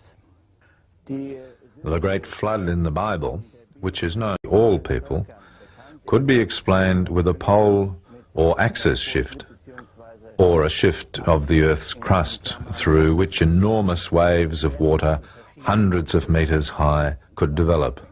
Bei dem es unter Umständen sehr große Wasserwellen und hunderte von Meter hohe Wogen geben kann. My observations with this device go back over the last 10 years. During that time, the strength of the magnetic field has reduced by around 4 degrees.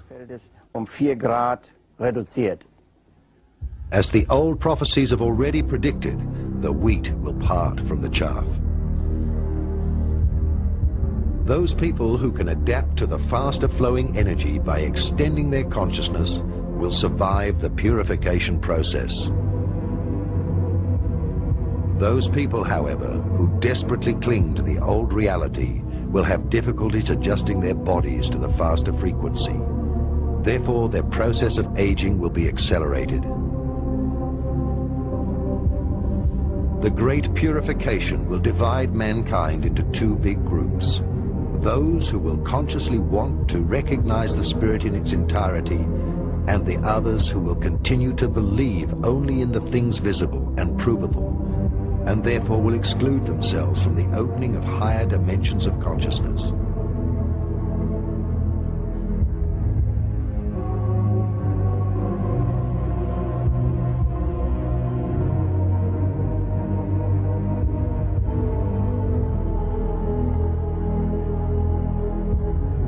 Many prophets, such as those mentioned in the Apocalypse of the Bible and by Nostradamus, have predicted that within the next stage of transition from the 3rd dimension of consciousness into the 4th and 5th dimensions, large disasters will occur. The Apostle John tells us in Revelation chapter 1 and verses 9, 10 and 11 that he was on the island of Patmos because of the Word of God, because of his faithfulness as a disciple of Jesus, because of his faithfulness as a prophet.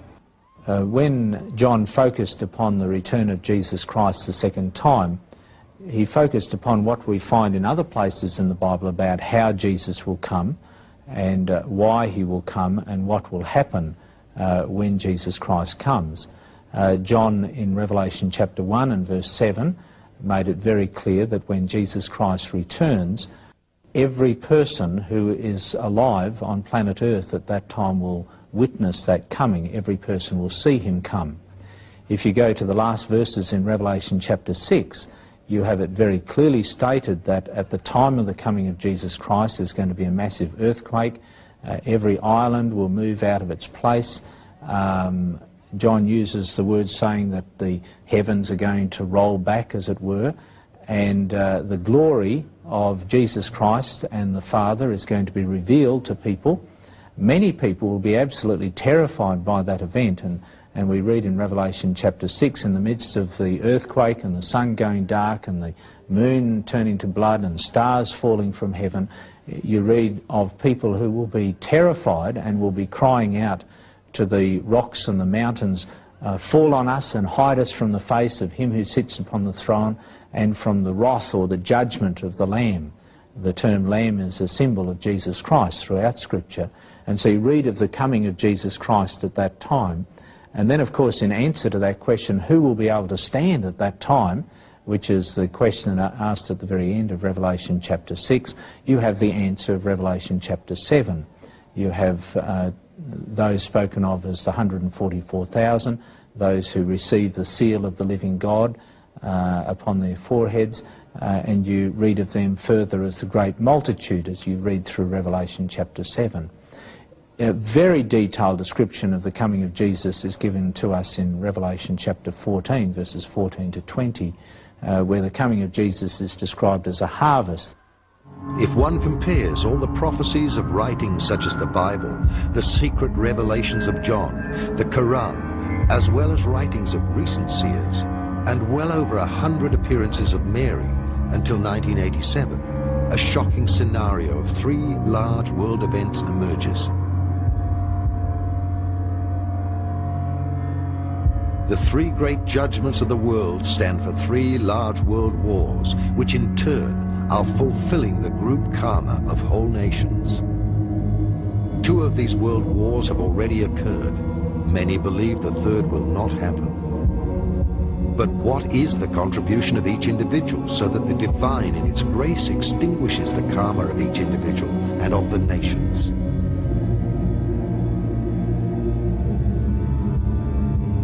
All seers and the messengers of our Mother of God speak of a third large war which will start in Europe. In particular, they mention troops with the strength of 3 armies invading from the east, and after political unrest, the bloody fall of a leader overnight.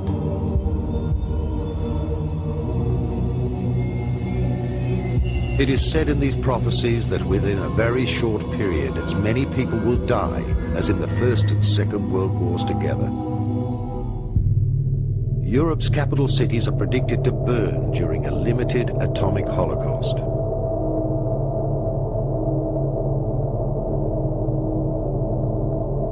Out of these horror visions, it is clear that China and the United States of America will be involved, along with Russia and the Muslims. After fierce battles, all of them will resort to emergency atomic action. Consequently, the supernatural judgment will inflict natural disasters to put an end to these horrific developments. It will then separate the wheat from the chaff by causing a large earthquake and darkness for 3 days to put an end to it all.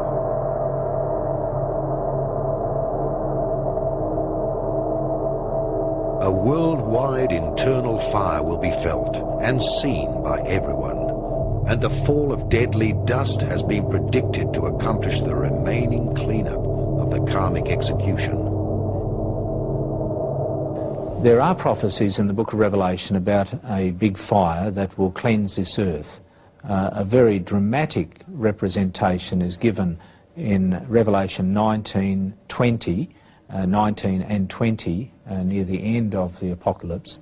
In Revelation chapter 19, we read of the coming of Jesus, pictured as him riding on a white horse, a crown upon his head, and his coming forth as King of Kings and Lord of Lords. And he comes to execute judgment against the beast and the false prophet. In other words, the 2 beast powers that are described in detail in Revelation chapter 13. The beast that comes up out of the sea is described as the beast, and the beast that comes up out of the earth in Revelation 13 verse 11 and following from there is described as the false prophet. And we find Jesus coming in Revelation 19 executing judgment upon the beast and the false prophet, and we read of them being thrown into a lake of fire at that time when he returns. And then at that time we read in Revelation chapter 20 that the dragon will be taken, thrown into a great abyss, and be held in that abyss for 1,000 years. And during that period of time, the dragon, described also as the devil, the deceiver, or Satan, will not be able to attack or deceive any person who is alive at that time. And then at the end of this 1,000 years, as you come through to the latter part of Revelation 20, you find that Jesus is pictured as returning to this earth, and he comes with his people, and a lake of fire comes and envelops the whole of the earth and purifies this earth. And so the sequence of events that we actually have in Revelation 19 and 20 is the second coming of Jesus, the beast and false prophet facing damnation, as it were, in this lake of fire, then the dragon held as a captive for 1,000 years, then Jesus Christ coming to the earth again with his people, and a lake of fire enveloping the earth and cleansing the earth. As a result of that, we find a new act of creation after this fire has enveloped the earth, where we read of a new heaven and a new earth. All this has been repeatedly predicted by the seers, and all the prophecies which have been made at different times are roughly similar. Conspicuously, all agree on one thing, that these events will start at a time when all believe that peace is at hand. Is the future preordained, or have the seers seen God's master plan? Everything within the omniversum is subject to cosmic cycles. creation delivers everything according to the principle of duality. As day follows night, a plan for the evolution of humanity's development exists. Likewise, in the plan of creation, there is a cosmic night and a cosmic day. The last cosmic night of creation lasted about 26,000 years. During this cosmic night, man was separated from his divine self. Since the 1980s, the so-called ending of the cosmic night. During this ending, the spiritual world will be testing everyone for the feelings in their heart. After the year 2011, a cosmic day will begin. This cosmic day will announce itself with a sudden, incredible light, and humanity will become conscious. The earth will be illuminated, and creation will reveal its completion. The final stone of completion of the four-sided Pyramid of Giza is the symbol for the completion of the process of becoming human.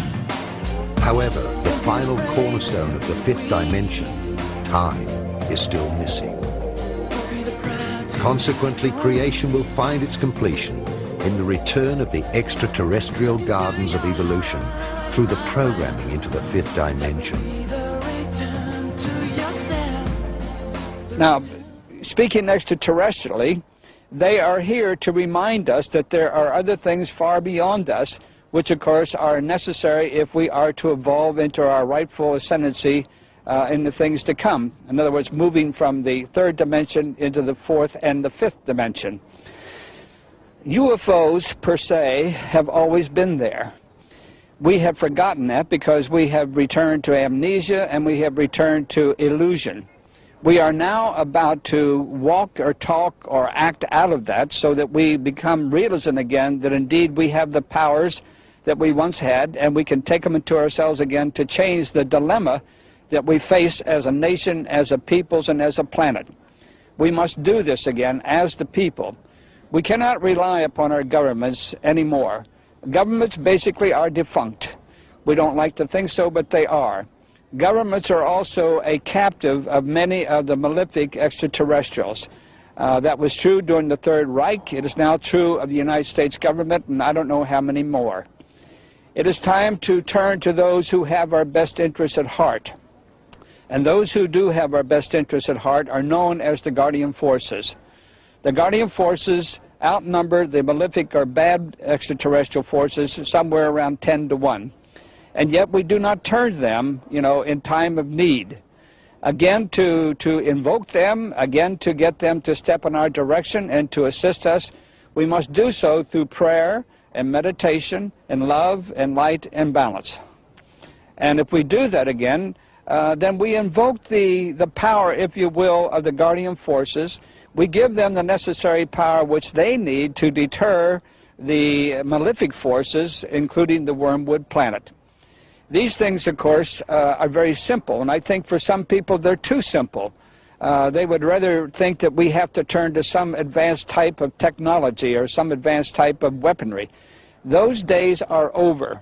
If we are to graduate as a planet and a peoples, we must return to the godly principles that we once exercised and had when we first came here, or before we actually came here from the fourth dimension into the third. We must return to that godliness. We are in the last days, and the battle of the spiritual powers to win over souls has started. Old and new prophecies are to be understood symbolically. The Last Judgment has already begun. The experience will be different for everyone. The time factor rapidly decreases during these last years, and every one of us will reap increasingly faster the harvest of the seeds that we have sown in order to fulfill our karma. A purification never experienced before will affect all areas of life. Apart from the external chaos caused by wars, earthquakes, and other environmental disasters, the truth of the so-called good citizen will fall apart. No one will be able to hold on to anything. Few will realize that we are right now living in the time where the souls will be separated.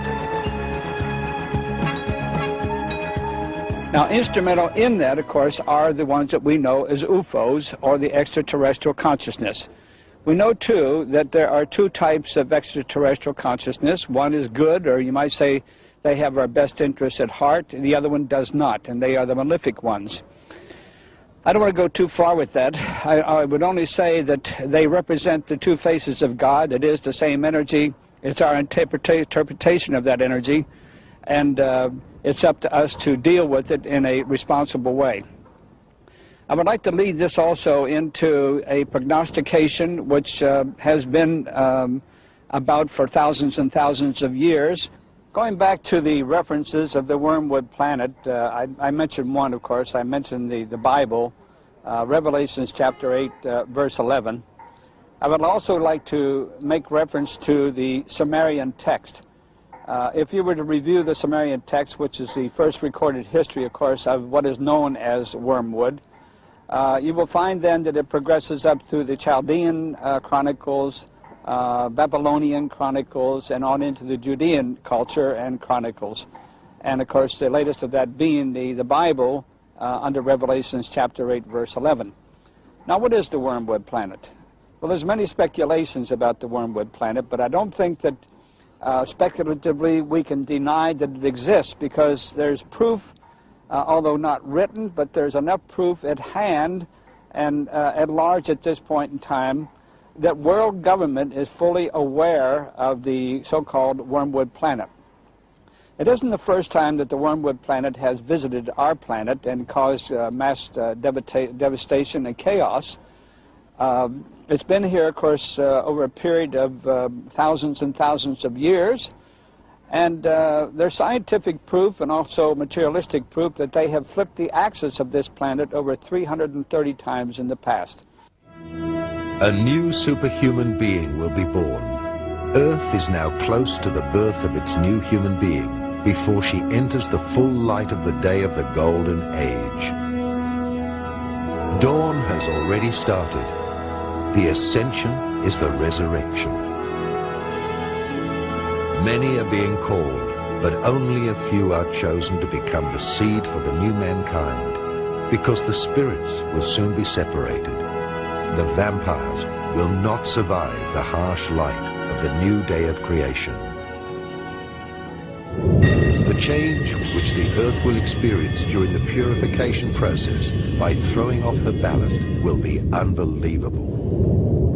During this time, when the Earth, groaning, rids itself of the poisons which humans, in their blind ignorance, have inflicted on the planet, it will shake off this burden, and divine grace will help cleanse the lower astral collective body, all three-dimensional structures, with an indescribable fire. The time is near when the Earth will unleash the elements, and the angel of judgment will purify it through fire, water, and earthquakes. During her pain of giving birth, Mother Earth will suffer a near breakdown, which will culminate and end in the burning of all that is inferior. The darkness of this world, the afterbirth, will be burnt, and a new humankind will be born. Before this climax, there will only be two parties left, the three-dimensional and the five-dimensional people, who are able to integrate their light body. On the day X, the spirits will be separated. In the same way that it happened during the days of Noah, it will occur again during the days of the human son. They ate, they drank, they married until that day when Noah entered the ark and the arrival of the flood killed all. Just like it happened during the days of Lot, they ate, they drank, they bought and sold, they planted and constructed every day. But the day Lot left Sodom, fire and sulfur descended from the heavens and killed everyone. So it will happen when the Son of Man is revealed. Whoever will be on the roof on that day and leave his coat inside the house should not return downstairs to get it. And whoever is out in the field should not turn back. Just remember Lot's wife. I say unto you, during that night, when a couple will be in bed, one will be taken, the other left behind. Jesus used Noah as an illustration of end times. He indicated that just as it was in the days of Noah with the flood, so at the end of time there would be devastation. And just as the flood cleansed the world of that time of sin, so with the coming of Jesus there will be a flood of fire that will cleanse the earth. One can visit the area of Mount Ararat, which is the area of eastern Turkey. Ararat, of course, covered the area of Armenia, Turkey, some of Iraq, quite a large area. And in the Tenderek Mountains there, across from Agridag, which is the mountain that is usually referred to as Mount Ararat today, there's been quite a bit of focus of attention upon a boat-like shape in recent times. It would indicate at this stage that that is not the Ark of Noah. The Ark of Noah was possibly, if we understand what the gopher wood was, and we don't, but if we go back to the original writings, the Ark of Noah was probably built out of papyrus reed. But this great flood deluged the world of that time and cleansed the earth. And Jesus said, as it was in the days of Noah, so shall it be in the days of the coming of the Son of Man. For the survivors of these events, it will be a new era of peace, of spiritual completion.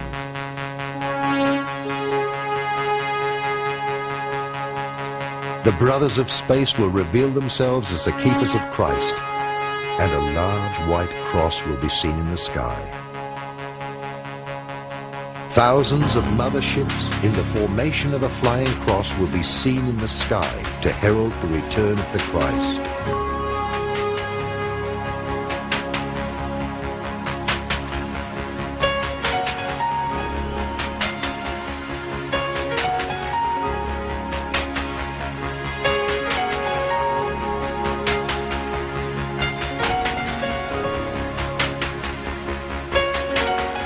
For the chosen ones, it will be important to pay attention to their intuition and to their dreams, because the higher self will be sending out impulses ahead of the disasters caused by humanity and triggered by nature, in order to be in the right location at the right time. Earth will be cleansed for the 7th time, and God within us will decide whether we will be the seed for perfected mankind. The Earth's development in the material world can be divided into 7 successive cycles. At present, we are in the last stage of the 7th cycle. Each cycle was finished by a cataclysm on the Earth, but those who embodied the cosmic values were saved. Those were the people who had collected the necessary energy vibration for the new cycle. It was always the result of individual experiences.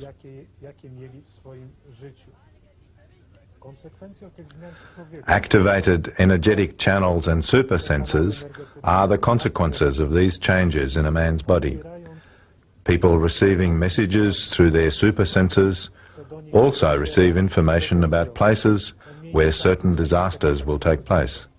It refers to Japan, Great Britain and some European countries. Narażone na pogrążenie się w odmętach wody. Much information we receive during our dreams, when the body is relaxed, calmed, and our intellect and personality do not disturb us. We become open to all impulses which can reach us from the outside. Everything that comes during a dream, which seems to be unreal, in many cases shows us situations which will happen here on Earth. Please pay special attention to your dreams.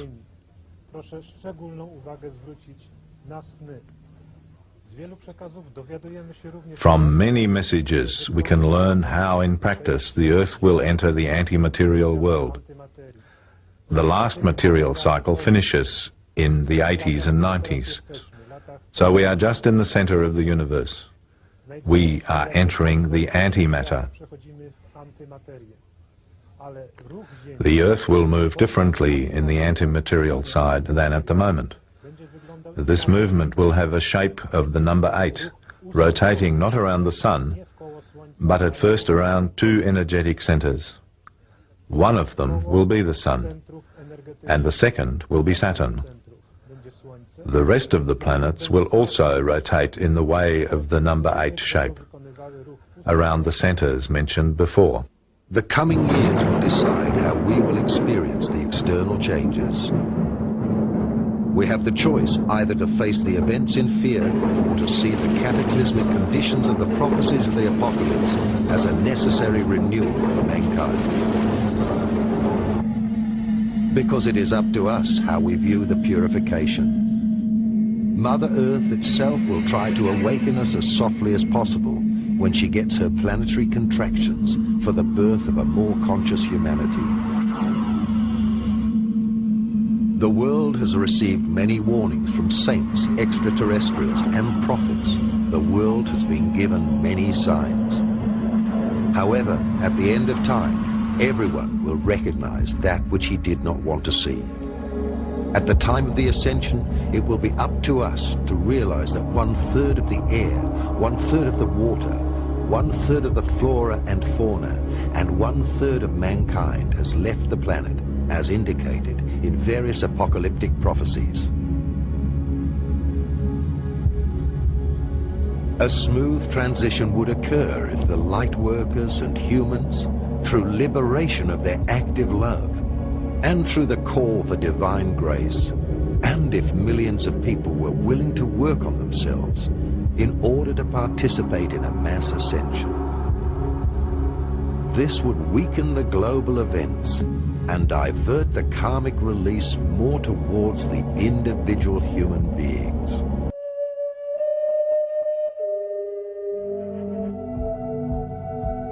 The cyclical apocalypses of creation are like a school of life, where one is promoted to the next grade at the end of term.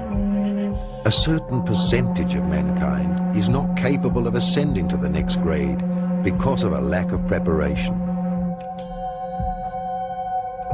After their present lifetime, they are going on vacation for a long recovery in the astral world. After a good recovery, the souls repeat the failed school year on other planets and then move on to new cycles of incarnations. The positive and the negative on this planet are continuously strengthening. We receive daily news of earthquakes from around the planet, flood disasters, volcanic eruptions, well over 100 war zones, and many massacres are causing new famines, misery, and new migrations of nations. We are receiving daily news of new environmental disasters. The ozone hole spreads out at a frantic pace. The jungles which represent the lungs of the earth are being cut down globally. The loss of trees through environmental destruction is escalating. The greenhouse effect and the Earth's temperature are increasing globally. Thus the climatic zones are shifting so fast that we can already observe the change. Snow is falling in areas where there has not been any before, and elsewhere it is warming up in areas where it used to be cold. The ecological balance has already been disturbed to such a degree that thousands of species of animals and plants have already apparently disappeared from this planet forever. Other species are in plague proportions, as happened in ancient Egypt. We seem to be suffocating in our own rubbish and poison dumps. Millions of people are infected with new and apparently incurable diseases. Raw materials seem to be exhausted, and the Earth is experiencing a population explosion. Yes, I've been working for a number of years on future progressions. This work culminated in the book Mass Streams of the Future, in German Zukunftsvisionen der Menschheit. And the method that was used was started by Dr. Helen Wambach to take people into past lives. It's a light trance state used in groups where we would then ask very ordinary questions of people once they were taken into a specific future time period. The numbers of people that we worked with were over 2,500, and actually in the book we have results from about 500 out of that group. In part that's because many people didn't find themselves coming back in the time periods that we initially asked them. This was one of the first and rather surprising results of our research, that so few people found themselves coming back to the earth or to the material plane at the time of a couple hundred years from now. The fact that there are so few people that seem to come back in the time periods that we worked with could lead one to believe that there might be something like an apocalypse in the future. However, I think that it's a question of a choice that we have in this matter, and possibly it's not the kind of apocalypse people might be thinking of. There are many conditions that could lead to a drop in the population. For example, we could have some worse plagues or worse illnesses than the ones we've already had. We could have, of course, atomic war, or we could have natural catastrophes that might also occur, or some combination of these. I'm not sure that anyone can answer, will there be exactly an apocalypse? But certainly the data that comes out does indicate that there will be great changes taking place. The world is becoming more hectic. Everything is about survival. Money, power, addictions, and distractions have become the companions of mankind. Some secret organizations want to gain absolute control over humanity. Religions are calling for a holy war against dissentient brothers. During a dark age, the human mind is directed towards materialism. The negative attributes of his ego are fear, guilt, control, calculation, envy, security, dominance, pride, arrogance, manipulation, and striving for power. His helpers are the present, exclusively materialistic social systems. Unlimited growth is like a cancer of mankind within the planetary organism called Earth. Fear for jobs, fear for supplies, fear of diseases. Fear seems to be the prime motivation of all social life.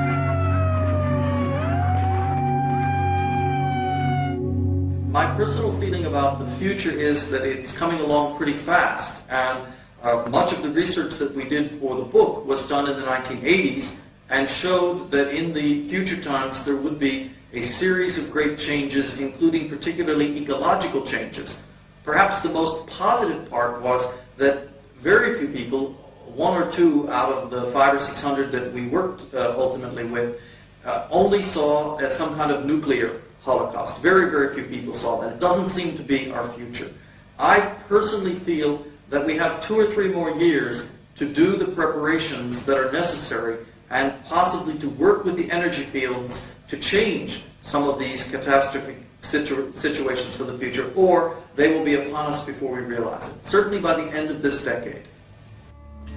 Everything looks very negative, and among the scientists with inside knowledge, the opinion is spreading that it may be 5 minutes past midnight for the future of Earth and mankind.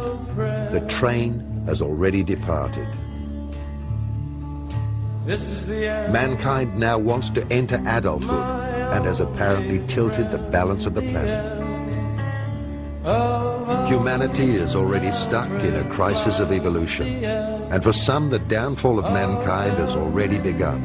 For others the ascension of mankind has started, the great transformation. So the changes on the outside and the inside have already begun, and yet, imperceptibly, in this darkness, a little light has been kindled in order to point out the way to mankind. The arrival of the incarnated light workers, extraterrestrial contents of consciousness, who are to prepare the seed for the new mankind. The pole change towards the spiritual, towards a new golden era has already started. Instead of living in primeval fear, this new generation is intended to live in primeval trust. Indeed, all the negative events are justified in the cosmic plan, which we do not comprehend with our mind. Because nothing exists outside of the divine plan. Even the chaos is the new order.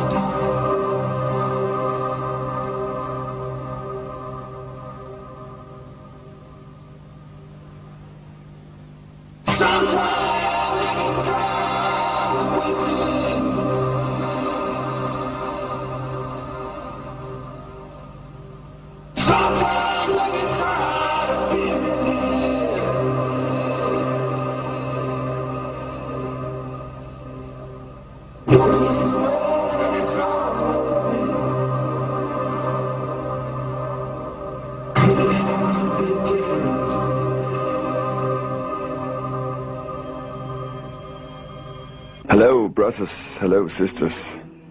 Grüß Gott. I'm Karl, and I am like I am. Just like I am. Thanks God. I know now who I am. Yeah, I'm love. I'm love, and nothing else is love. Like we all. I have nothing to assert, no.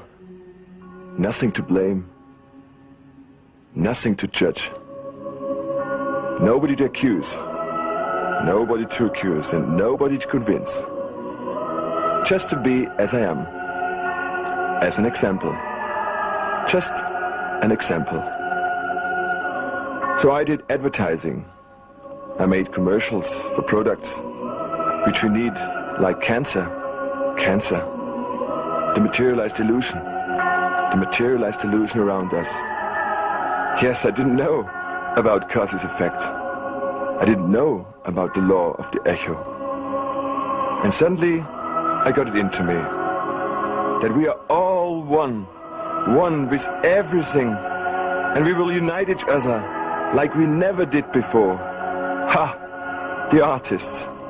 The artists. And everybody last not least is an artist, yeah? And love artists we are. We are love artists.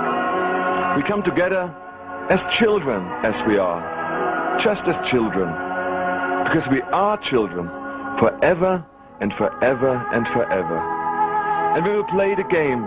We'll play. Play, play, play. And the game called love. Love and nothing else as love. Yeah, this is the game. And we'll get free of the materialized illusion around us. The luxury, the materialism, which we need, like cancer. No sickness anymore. No sickness anymore. And I got the message into me that fear is an illusion. Fear is an illusion.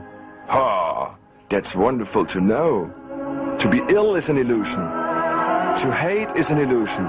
To make profit is an illusion. And what you see materialized, not in tune with the nature on Mother Earth, is just a materialized illusion and will disappear very, very soon. And this is just the law of the echo, the law, the only law we have. It's the game, yeah, it's the game. But so many forgot about the game, these periods of time, about the game, you know. So we played war, one after the other. And the war was happening us. And we look around us, here, then we see war games everywhere, war. It's just an illusion. Yeah, war is just an illusion. So we killed, and the main part of us kill animals, yeah. Also our brothers, our sisters, yeah. And we didn't know that we kill ourselves. We didn't know. Whatever we kill ourselves. And whatever we do with the nature, we do it with ourselves. Yeah, we do it with ourselves, because we are the nature, we are the land, we are one with everything.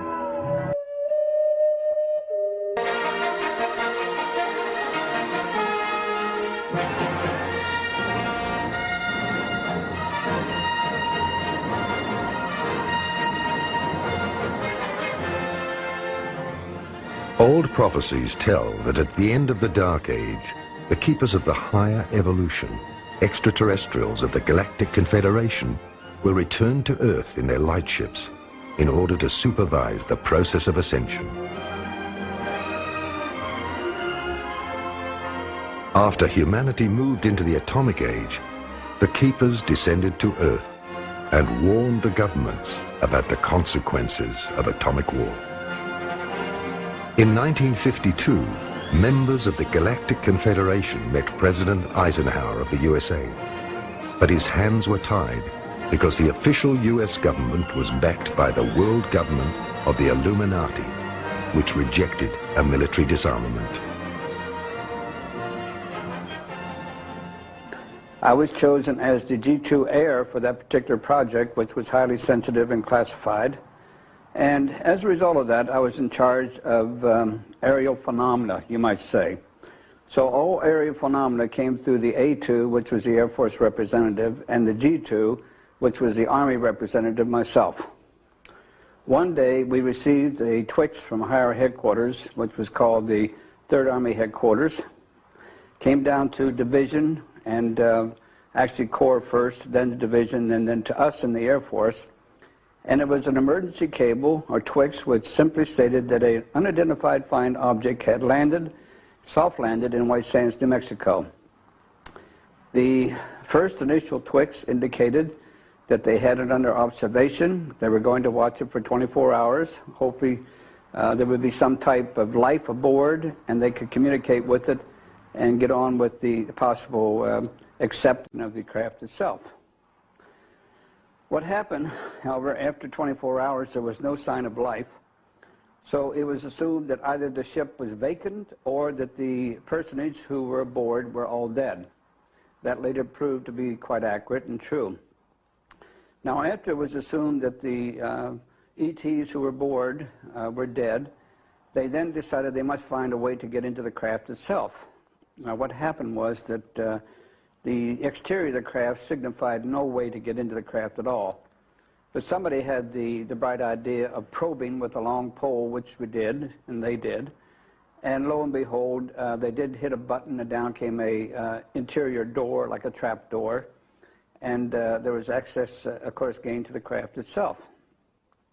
At that point, of course, a boarding party was ventured inside the craft, and they found 5 bodies. Those bodies were diminutive in nature. They were basically humanoid.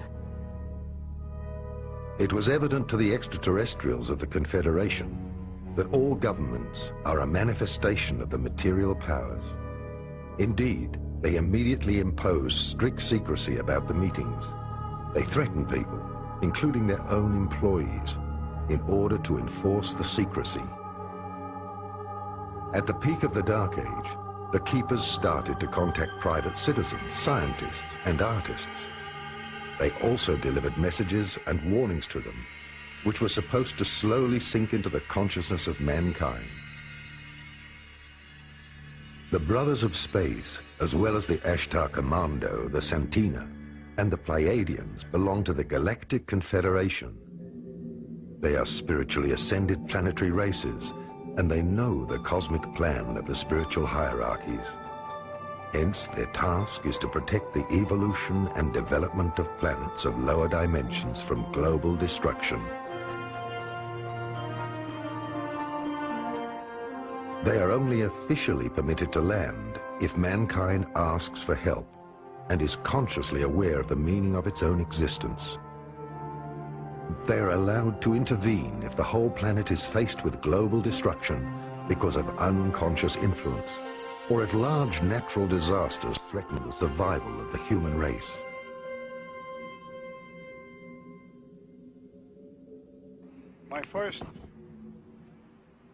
real exciting experience back in Highbridge, New Jersey in 1956, USA, was when a craft came in and beautiful angelic beings came out. They reminded me of angels. In fact, they reminded me of my wife. They came out and they gave me a message of love and peace and compassion, that we should change our consciousness, raise it on this earth to love and compassion. Stop killing each other in the name of all these gods. Be good to each other. I listened, and I felt very, very good. I asked where they were from.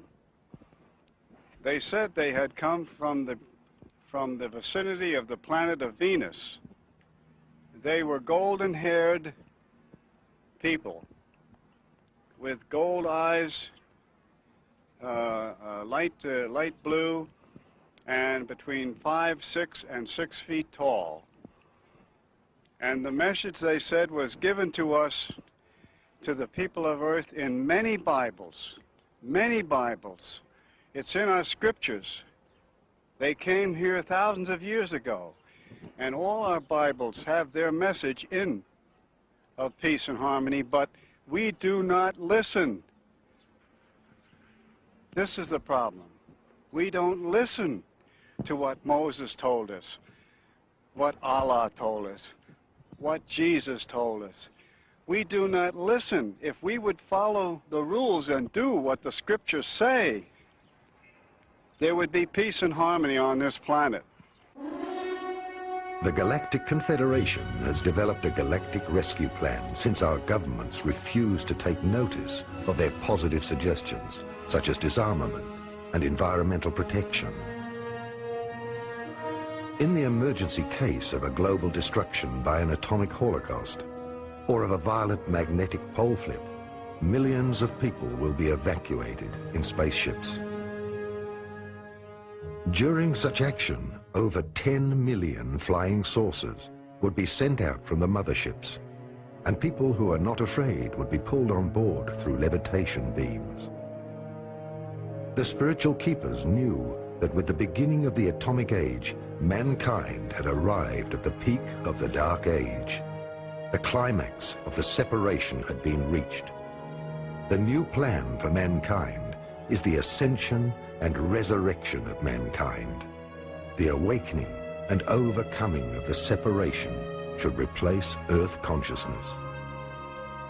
Worldwide spiritual trance mediums were selected to receive these messages through telepathy or precipitation transmission in order for these mediums to spread the message of the ascension and of the new age worldwide.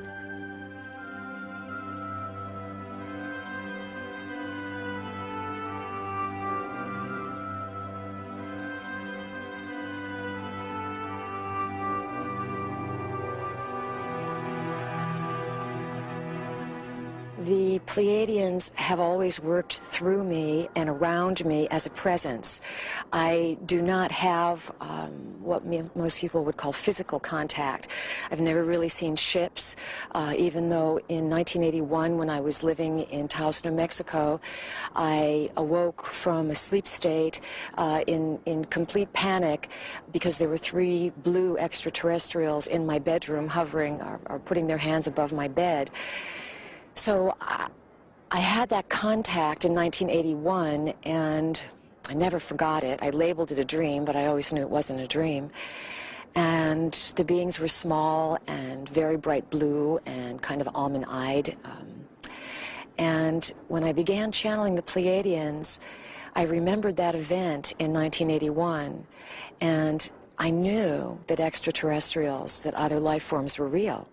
And that's what gave me the courage, the belief to allow these beings who said they were from the Pleiades to speak through me.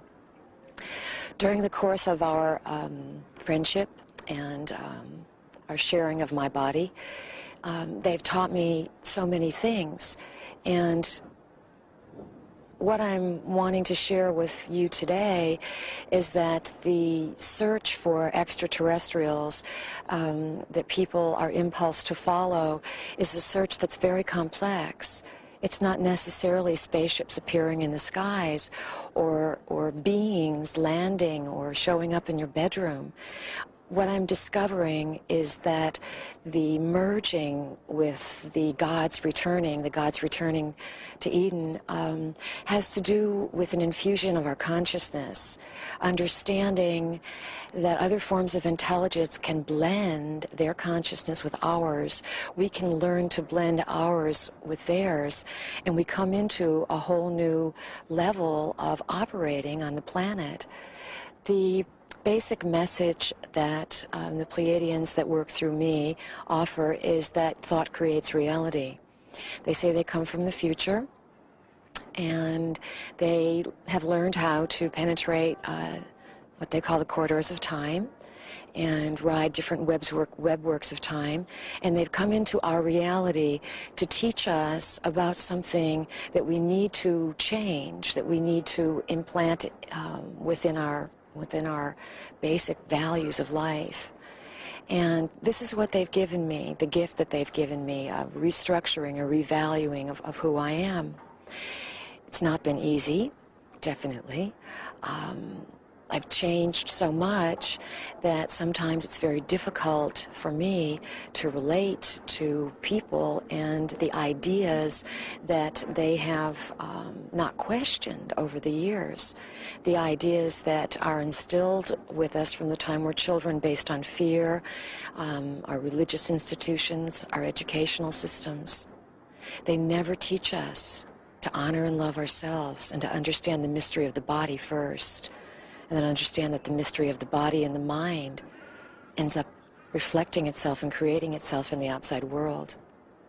Part of my instruction at this time has been to speak openly so that others don't feel that they're going crazy, so that others can understand that there is this infusion of off-planetary intelligence coming to merge with our consciousness.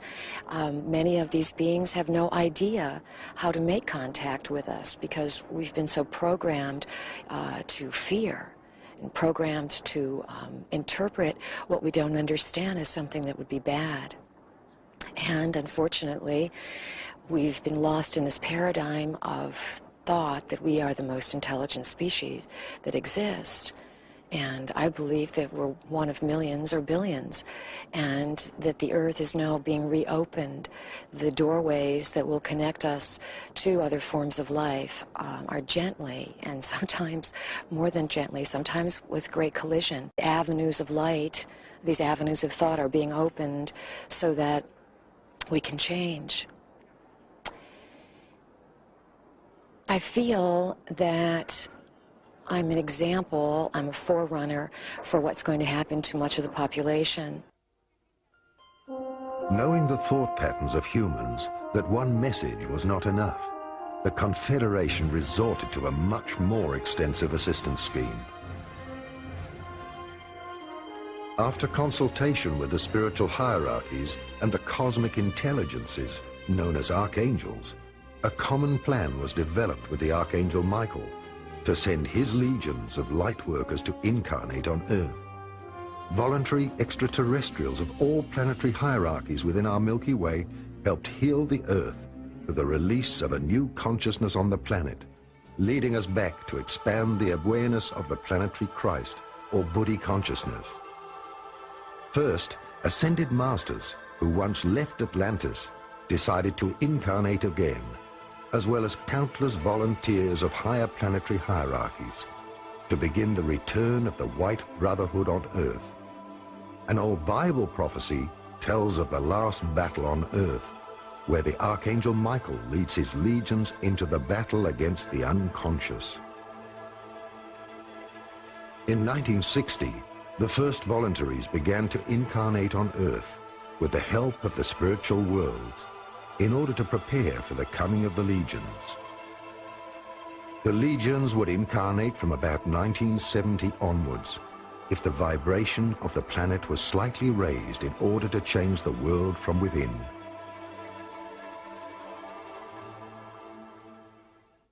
The role of the light workers in this transition upon the planet Earth is quite varied. We all have unique and individual roles. Basically, I think we've come to understand that the new millennium, the golden age, is not going to occur through some angelic force stepping down from heaven, waving a magic wand and transforming the planet. This change will come about through a shift in conscious awareness, through a change in our own individual perception.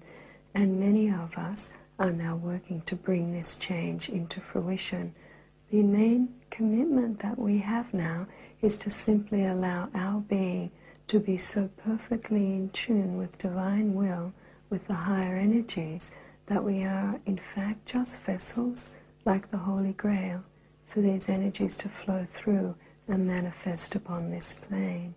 So in other words, I guess all changes come from cleaning up your own backyard and through simply allowing the inner light to really shine forward and forth and trigger that inner light within the hearts of all. Each of the millions of extraterrestrial volunteers who was born here is a specialist in the most diverse areas of science and in the art of living. At a definite point in time, the awakening call went out into the subconscious of these beings who were the unconscious carriers of higher knowledge and vibrations. Healers, therapists, scientists who know about the concept of free energy, light workers, living quantum accelerators are cleaning the earth. They are the teachers who spread the love of life, art, and meditation. They are spiritual teachers, warriors of the suppressed truth. All of them, consciously or unconsciously, introduce the new age and raise the frequency of the planet. Many of these people have always felt that a part of them is different. At the time, I had never heard of or read about UFO, and I had an experience on a ski holiday at the Tauchen Lake in Salzburg. I used to pray a lot for people who were about to die, and I comforted people who had a calling in this life. In the evening, I went to bed and I prayed. I cannot even say how this sort of thing happens. Then there were 6 round flying objects, and out of each of these round flying objects shone a beam of light. In that moment, the beam of light intensified, and I was afraid. My fear was so strong that I was paralyzed, but at the same time, I also felt bliss. Then the beam hit my head, through the eyes and the forehead, and it felt like my head was bursting. And again I had a strong pain and a feeling of bliss.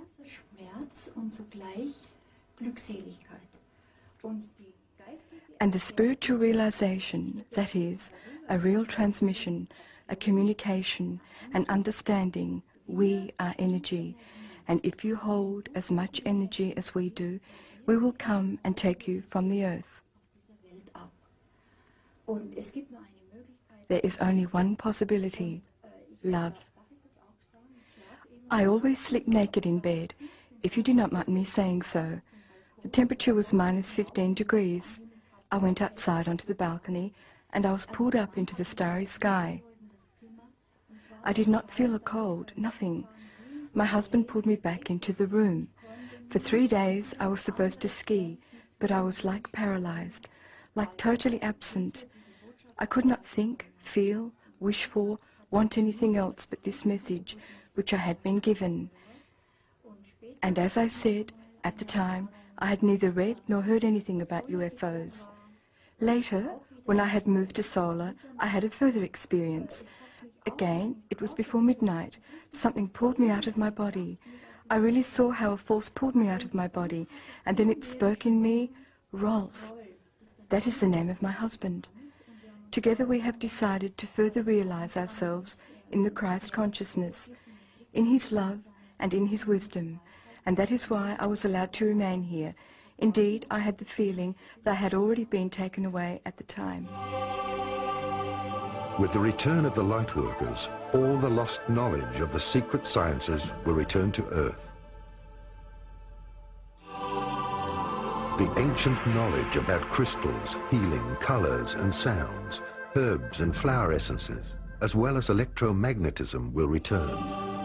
But this knowledge will only be a temporary concept until human beings achieve their own true completion. Different seeds of stars choose a much more difficult path. Since Atlantis, they have incarnated many times up to this century. They were students of the light masters from Atlantis and descending extraterrestrials. These souls were magicians, witches, healers, high priests, and the initiated of many centuries. They descended long ago to be a light for mankind on their path of darkness. They were often persecuted, killed, silenced, and laughed at because of their knowledge of the higher truth. They swam like fish against the currents of humanity. You are a member of a Rosicrucian secret society. Yes, it is the Rosicrucian Order, or Amok. It is the only official and true one. It was founded 3,500 years ago here in Egypt. The teachings are of Hermes Trismegistus. The entire spiritual line, let's say, is laid in order to find the path to God. Everyone has to find his path. These teachings are pure and real, and they are constantly updated, scientifically, and let's say also on a spiritual level. Wissenschaftlich und auch, sagen wir, spirituell. Do you see a relationship between the contact to extraterrestrials and your religious coalition? Not directly. I think that if all human beings have a straight path to God, all this will fall into place. I do not think that human beings can determine it themselves. Somehow they are chosen. Could it be that the extraterrestrials are observing certain people or souls here on this planet, and that they are then chosen as messengers or contact people in order to bring the message to the world? Yes, they have confirmed this to me. They are observing. Then they choose people and give them instructions. Even during this century, great thinkers using holistic techniques, such as Nikola Tesla, Wilhelm Reich, Victor Schauberger, and many others, have been persecuted and silenced by the lodges because of their inventions using free energy. The first group of these seeds of stars were wounded many times during their battle to slowly raise mankind out of its spiritual darkness. The first seeds were of great help during the first phase of ascension, bringing breakthroughs in the thinking of humanity. They were the geniuses of this century.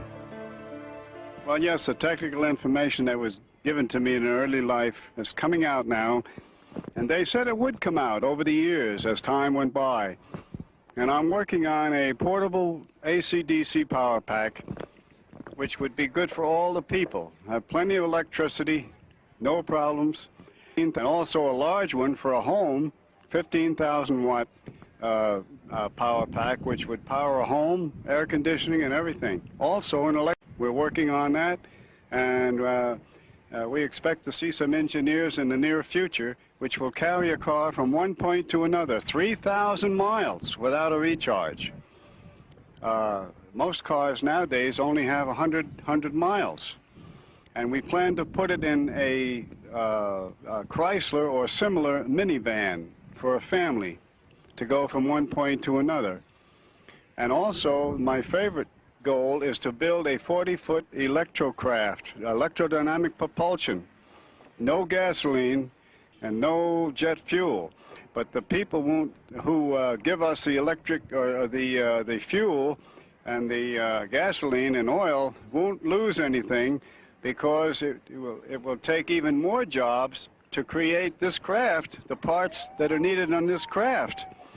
And people would even get richer. The oil men would even get richer with this product. So there's no problem there of destroying what is already here. We're just going into something which is better and will not pollute the earth. There's no pollution. After, not too long a time, they will come down and they will see us all. And we're expecting that. But we have to raise our consciousness to the point where they are not coming down and talking to savages. They want to talk to good people that don't kill each other. Then they will come down and we can join them in peace and harmony. Today, all of them are incarnating for the last time to accompany mankind on its last phase of ascension. They were prepared for this time during many previous lifetimes in order to help all people to become masters themselves. The time has come for you to wake up to the fact that you, by your own choice, will serve mankind.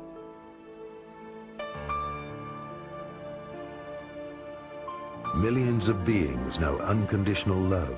Thus they will raise vibrations simply by their presence, so that the purification process will start, and spiritually, no stone will be left unturned.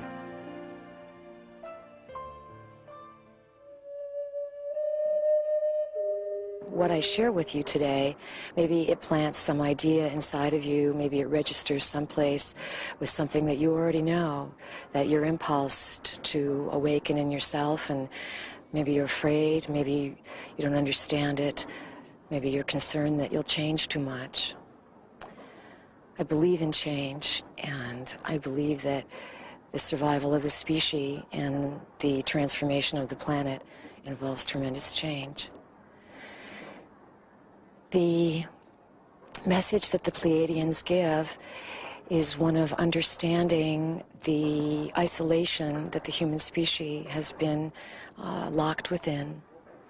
They call the present version of the human species modern man, saying that basically we spring from an experiment that began about 500,000 years ago, and that the gods that created us are extraterrestrial beings who in reality have forgot their own gods, and these extraterrestrial beings are going through their own process of change at this time, and because they created us, because we're a part of how they learn, we're involved and they're involved in this time of coming together. What the Pleiadians have taught me is that this coming together, this collapsing of time, this merging of consciousness that's taking place between all species on the earth plane, has to do with something that is going to create, let me see how I can put it, a new geometric thought form, a new geometry of being that's literally going to move through our universe and change the entire course of our universe. They have told me and told the people that they speak to that the human species genetically has very different organizational structure than we've been led to believe. They said that the evolving human, the human that will emerge on this planet, will have 12 strands of genetic material, and these 12 strands of DNA will activate within the human full brain capacity. This is something that is quite a lot to consider, and yet I can say in the last few years of working with these energies that the process has begun to take place inside of me. I've changed. I have abilities that I did not have before. I have understandings that I never had before, and I have assistance that's based on non-physical presence that I know is always with me. And I feel that the message I'm led to share with you is that these beings are around all of us, and that if you would relax and if you reconsider who you are, you can open to this very wonderful relationship that's really a relationship with another form of yourself. Only a few of these people with a higher understanding are conscious of where their soul originates from. When entering space and time, they lose their consciousness. By increasing the level of vibration, they will all remember their true identity. While earthquakes and other events increase in intensity, holding the attention of the ordinary world, the extraterrestrials and the chosen ones will complete their spiritual and physical ascension into the fifth dimension. In the next 20 years, groups of people will ascend 3 times and be spiritually removed. Their subatomic vibration will be raised, their universal body activated to such a level that they will no longer experience death or disease. Indeed, death, age, and illness are experiences of duality in 3rd dimension. This spiritual and physical resurrection coincides with our contact with the light ships of the Galactic Federation. The extraterrestrial keepers are observing the process of the ascension of the 6th root race, the seed for the race of Christ or Bodhisattva.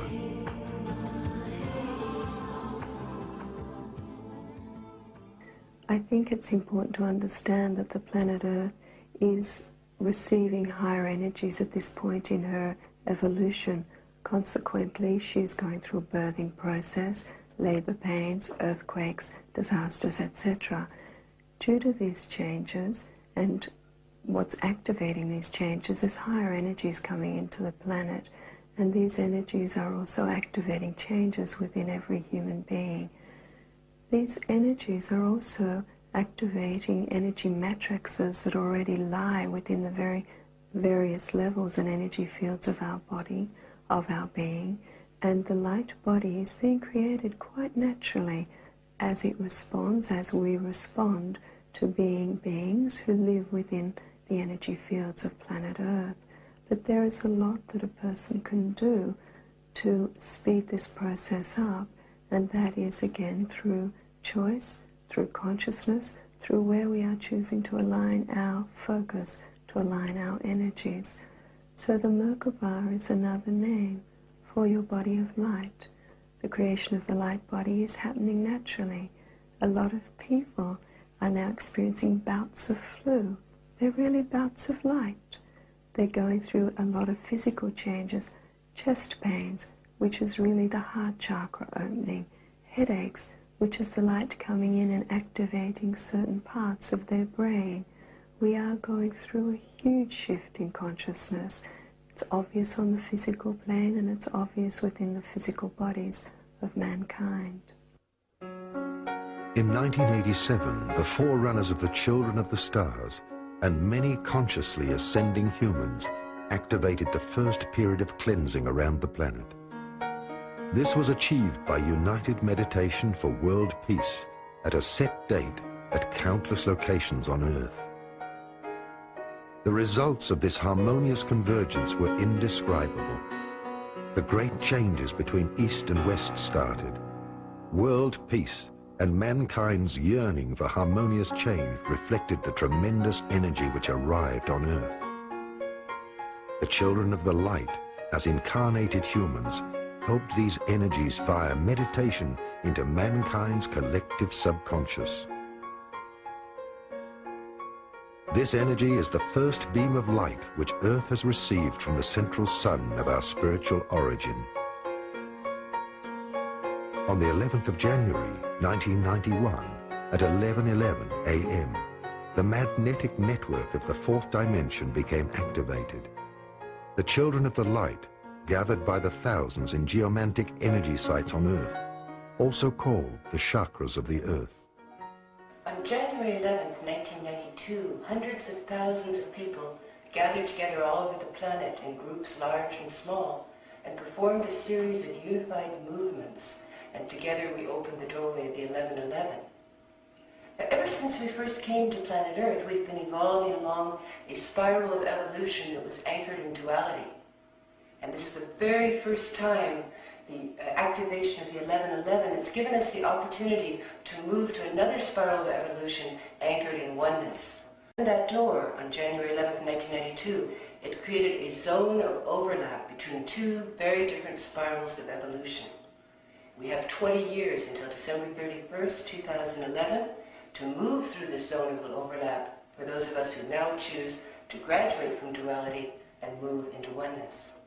As we move through the doorway of the 11:11, we are now graduating from duality. And as I said, moving into oneness, we're moving into new octaves of awareness. We're moving out of the patterns of dimensions into an entirely different patterning, that which exists in the spiral of evolution of oneness.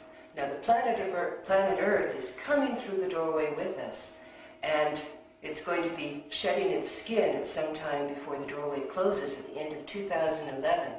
And we'll find that all the layers of illusion, all the layers of pollution, all the layers of disease on this planet, everything that was based in duality will be dissolving away from the Earth, and the Earth will arrive on the other side of the doorway with the ones of us who choose to make that journey, and it will also be reborn anew. Because of the opening of the 1111, we're now living in very, very interesting times in which we have a superimposition of two very different worlds, that which is based in duality and that is based in oneness. And every day we're faced with choices of where we're going to anchor our being, in duality or in oneness. We also find that everything is new as we move into this new spiral of oneness. We find that the old Earth grid patterns, the old planetary vortexes, are now shifting to very, very new ones. We find that each of us, as we awaken and remember on this planet and step into and embody more of our higher truth, that we are now serving as anchors and pinions of the new. And we are, in ourselves, becoming new vortexes of oneness. And you can see as these beings activate all over the planet, and as the new starry gridwork comes alive, that there is a new gridwork. You can see it as golden light, just meshes of golden light which now encircle the planet. And as more and more of us activate and step into position, it becomes a whole radiant new star. They began to acupuncture the earth with dances of the sun. The rituals happened at the Great Pyramid of Giza in Egypt, in Tibet, Glastonbury in England, in Arizona, Argentina and New Zealand. Around the planet, the activation of the gates to ascension was launched by the incarnated angels and extraterrestrials, accompanied by awakened ascending humans.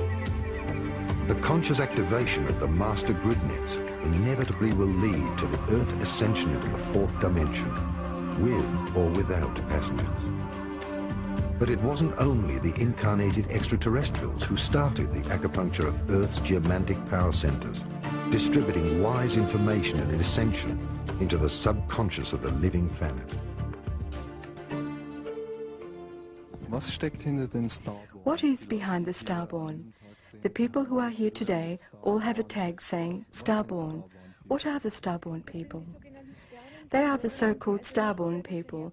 They do not come from the Earth, but from outer space, and they are aware of their origin. These people incarnated here onto this Earth at this point in time in order to fulfill the duty of which I have already spoken, and in order to do the work within the agreement to incarnate. Where does the knowledge of the Starborn people come from? Do they get the knowledge from their inner self or from some religion? Where does it come from? This knowledge comes essentially from their inner self because they have awakened in this time and they are receiving the inner images or messages. This knowledge is also transmitted through mediums who are helping those who are not quite ready yet to find their own in themselves. Later, they are able to find their own path. Is it true that the people who meet here are from different countries but do not belong to any specific religious denomination? Is it also true that many people who have felt intuitively or telepathically compelled to meet in these powerful places of the world on this day? Yes, that is right. I do not belong to any religious denomination, but I do believe in God. To me, the highest goal is to encounter the light, to meet God. What do people do here with these circles, with these circular formations? What do people accomplish with these circular formations? It is a very specific ritual which is carried out. It is the attempt to establish a connection with the earth in a fully conscious way.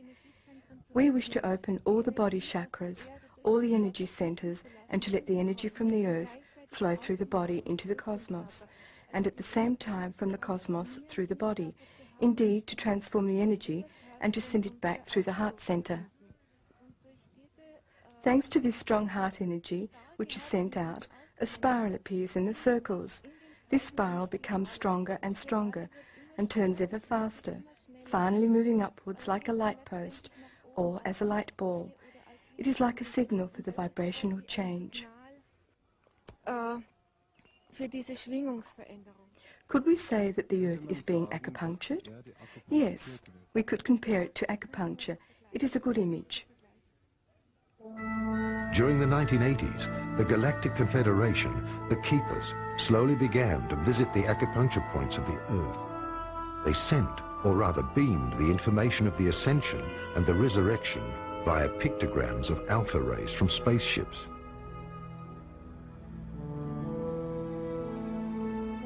The Keepers send holistic codes into the human subconscious to activate the frequency of the light bodies.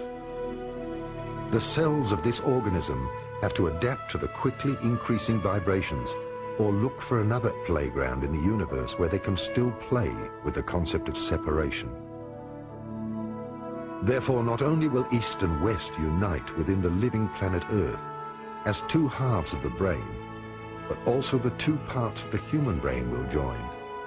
At last, all opposites will combine their efforts, and light and darkness will complement each other on a higher level. In welchem Zusammenhang stehen die telepathischen Botschaften? What is the relation between the telepathic messages that people should meditate and perform magical rituals in power locations and the telepathic messages of the return of the extraterrestrials or the gods of Eden? Well, to a certain extent, the extraterrestrials are sending these messages. The person who has the mediumistic faculties receives the message not only from masters and certain individual beings, but also from the Space Brotherhood. The Space Brotherhood is very committed to assist us all, as well as to help the Earth, to help us on Earth to make the transformation. Could one say that the extraterrestrials, or the Eden gods, as they are always described, bear a relation with our archetypal god figures? Yes, absolutely, because at times, when we did not know that they were travelling extraterrestrials, they were simply considered to be the entities coming from the sky, and thus they were gods to the inhabitants of the Earth.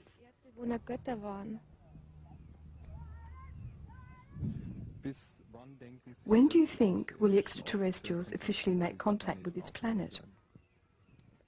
It is already happening. It will not be long. The ascent of ancient cultures. Long before our time, other cultures have experienced a collective ascension. During past golden ages of the cosmos, mostly only sun illuminations were possible because the physical immortality and transmutations were not yet possible. Therefore, in the old cosmologies, we can find only descriptions of the bodies of light of the enlightened. People can only be guided towards reaching greater devotion to their inner God through many reincarnations. That way, they increase the vibration of their chakras. The reincarnation is the path of slowly opening up to a new consciousness. Advanced souls, like the masters, were so transparent that one could see a glow around their bodies. This was shown as a halo in old paintings. Opening up to the inner cosmos and increasing frequency was the first step on the way home. Matter increased its vibration frequency on the way home to the light.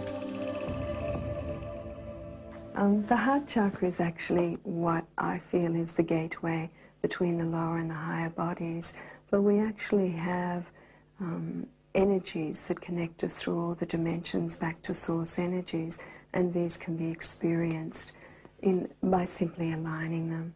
We have the physical manifestation, which we see as our molecular structure of our body, which is quite dense, but we also exist on many higher, finer frequencies through to source energy. That energy exists within, and the chakras, those energy centers, connect us all the way through to that highest source energy and frequency of being. The heart center is the center through which that divine love flows from the higher dimensions through into the lower bodies. All of our thoughts influence not only the outside world via the magnetic resonance field, otherwise described as our united, universal superbeing, but also our inner microcosmos. Our thoughts, depending on the origin of their level of consciousness, activate the chakras. These in turn determine our density, or physical frequency, which in the end plays a vital role in the hormonal balance and metabolism, as well as in other bodily functions.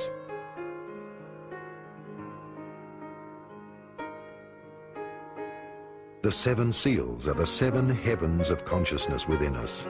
The risen masters of earlier cultures were aware of the laws. Like man, the planetary structure has 7 bodies. These 7 bodies are also called the 7 zones of consciousness, or 7 dimensions. Within man, there are 7 physical chakras, or 7 doors of energy which attract spiritual energies from the inner cosmos. These doors of energy move together with the psyche and the entire human consciousness. Every opening within the human consciousness increases the speed of the chakras. This opening up of the cosmic flower grails permits the body to acquire a higher electromagnetic frequency and take up more etheric energy. Thus, the human body has 2 sources of energy supply: the combustion engine and the cosmic motor of resonance. After December 31st, 2011, when the doorway of the 1111 closes, what happens is those 2 overlap spirals of evolution will now separate, and we will again wait eons for another opportunity like this beautiful one that we're given right now. For those of us who did choose to live in oneness, we will find that we are now aligned with a greater central sun system. Planet Earth will be making this journey with us, and the first stop along the way, on the other side of the door, so to speak, is what we call Octave 11. And Octave 11 is when they'll be very active, building on the new, great creativity, totally new forms of everything. There will be some beings, when they reach Octave 7, who will say, well, I'm not really so interested in this, I'd like to still yet go further. So a small group of beings will join together in the middle of Octave 7 and unify into an even deeper oneness and continue on the homeward journey to a level of consciousness which we call Octave 11. Over the years, as we've been awakening, there's been a great deal of discussion about our light bodies. And we finally realized that somewhere we have these elusive light bodies. And of course, we've been reading books how to find our light body and doing special practices, exercises, and eating certain foods so we can find these elusive parts of our beings. And the big joke, of course, is that we've been wearing our light bodies all along. We have them here. For so long we thought we had this physical body with this little tiny flame of spirit here in our heart. And then as we awaken and remember and become vaster and vaster, you see that all along we've been wearing these vast bodies of light, and inside of them is this little tiny physical body. So we're going to be stepping more and more into what we call the invisible. The invisible, the unseen, is going to be seen by us, and that means living our lives more consciously in our bodies of light, bringing it all down all the way through the physical. The masters of ascended cultures knew that the ascension was a gradual widening of consciousness. The higher self helps us with the process of completion. If man keeps on communicating with his cosmic monad and listening to his inner voice or intuition, the person will be reborn in the spirit.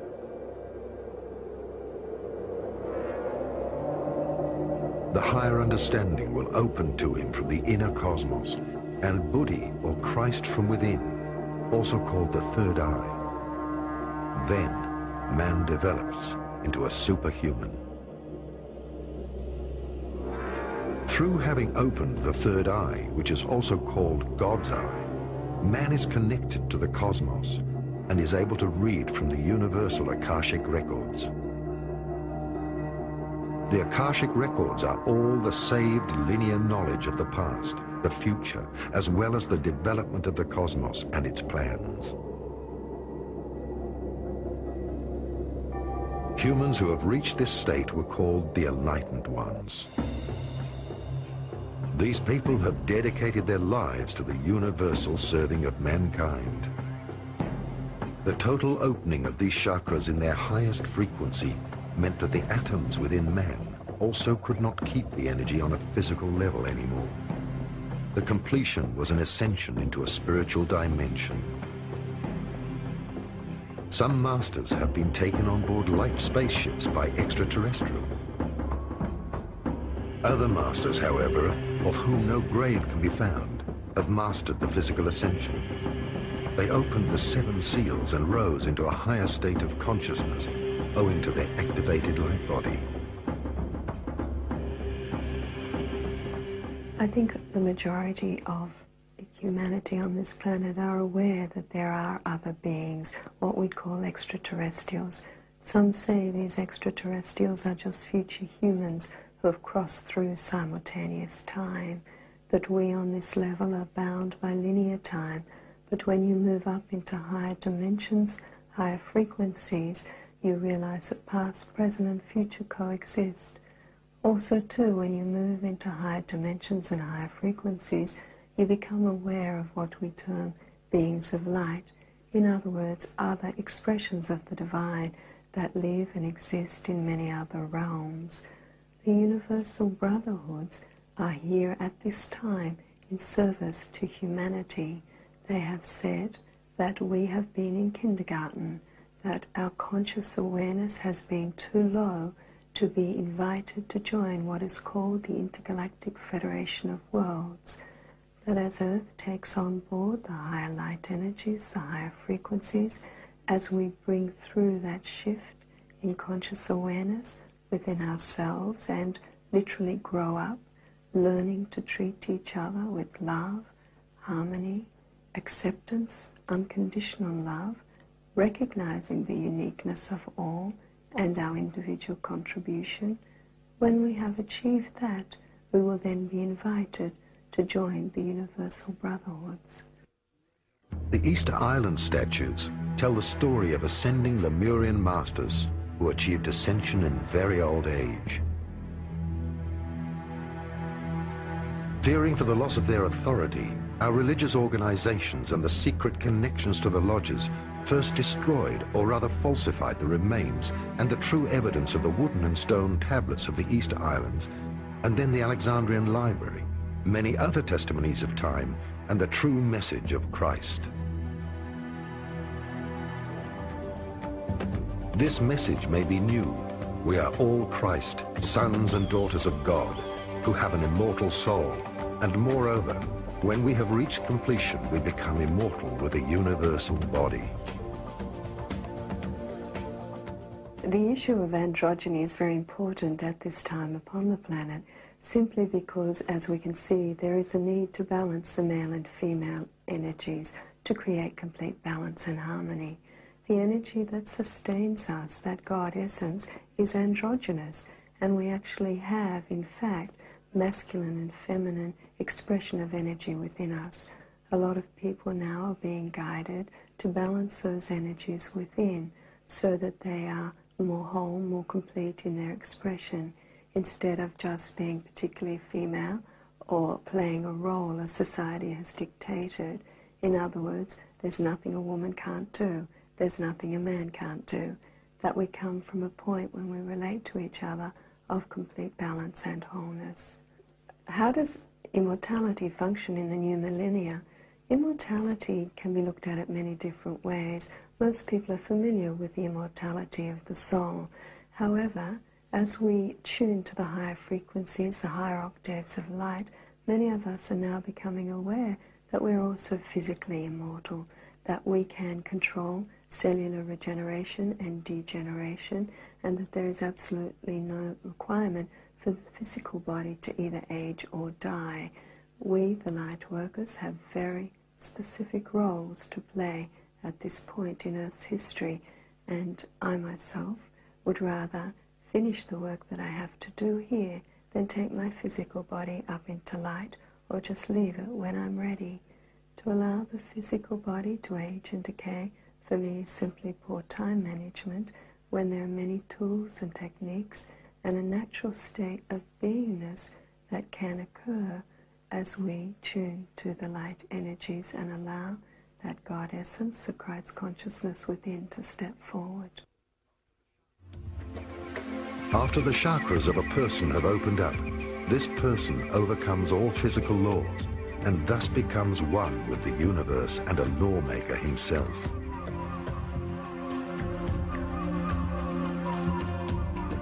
When the inner and outer cosmos are in unison, heaven and earth, men are the gods who are on their way home to their source, which in turn is themselves.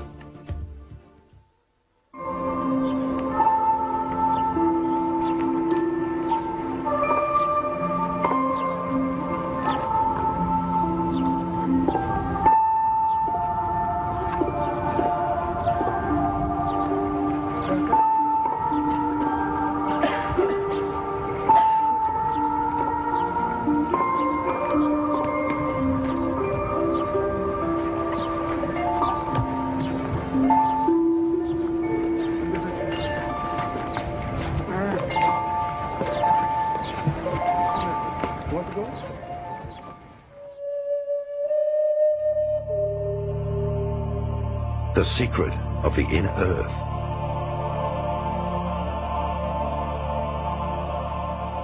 Like the human being, the planet itself also has dimensions. These 7 bodies are 7 main energy gates, also called chakras or sun gates. They are the activation gates. The masters of Lemuria and Atlantis knew about the main geomantic energy vortices. With the help of extraterrestrial technology and levitation, they built large pyramids onto these centers of energy. Therefore, pyramids around the world stand on these gates of energy in order to mark the power centers. They are situated in the jungles of the Amazon, in the highlands of Mexico, on the ocean floors of the Atlantic and the Pacific, under the desert of Taklamakan, in China and many other places on Earth. Many of these pyramids were built underground and will be discovered in the near future. Pyramids are the mirror of human evolution with the 4 dimensions. God is the 5th dimension and exists beyond the pyramid. This is why the last stone of each 4-faced pyramid is missing. Hence, the stone of completion is the unification of man with the Creator in the 5th dimension. That is the reason why human beings have 5 fingers. They are created for the 5th dimension. The reality of massive engineering tools in Egypt, of course, is something that is not presently known. The existence of huge interior structures with mathematical precision that range in size from some 20 centimeters for the air shafts to the massive chambers known as the King's and Queen's Chamber that require blocks of some 2 to 20 tons apiece, suggest a parent technology that is no longer known to our present Western society. When the documentary Mysteries of the Sphinx was being made, the engineers asked themselves, how could these massive blocks be moved into position? It was obvious from special consultants who were moving upwards of 200 tons that there was no present technology that could take these very large, massive blocks from the quarries and move them up some 480 feet above the surface of the earth unless there was a superior parent technology. In talking with specialists in hypersonic vibrations in New York and Chicago, it was suggested that a type of vibratory source, perhaps a quarter of a mile in length, would have to be necessary as some airborne platform that would require the vibratory mechanisms necessary to move these large blocks into place. Certainly, our use of certain sound techniques inside the chambers show that the Great Pyramid is a type a vibratory laser. And if it can be activated properly, in my interpretation, could allow us to understand how certain sound structures can move massive blocks of stone. The high priests used the pyramids as initiation temples because the energy inside the pyramids was so powerful that students or neophytes, through meditation, were carried into a different dimension of consciousness.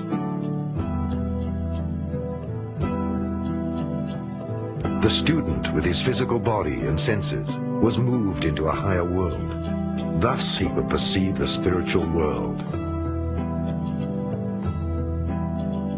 Until this very day, another great secret remains.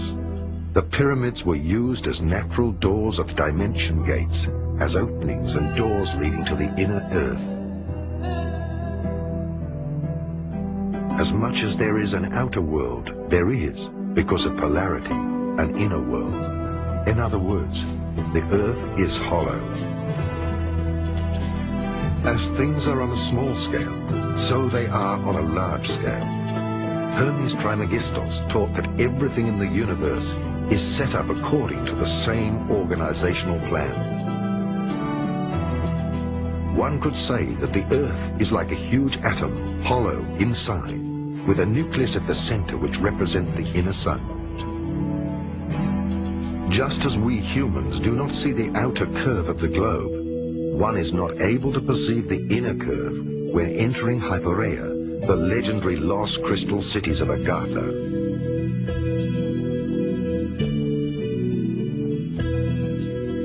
The initiated were able to get in touch with the civilizations of the inner earth through gates. Until the sinking of Atlantis, this was general knowledge.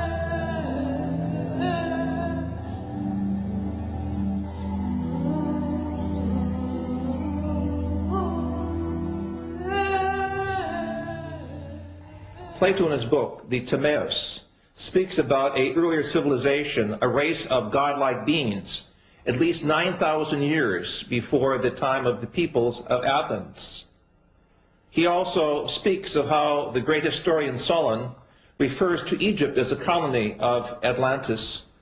It is clear from evidences we have recently made in Mesoamerica, specifically in Guatemala, with the ancient canal system that we have uncovered through remote sensing radar, that it was there in Central America where north and south tectonic plates meet, where there are great statues called the Atlans, that there was indeed some type of civilization that could be called Atlantean.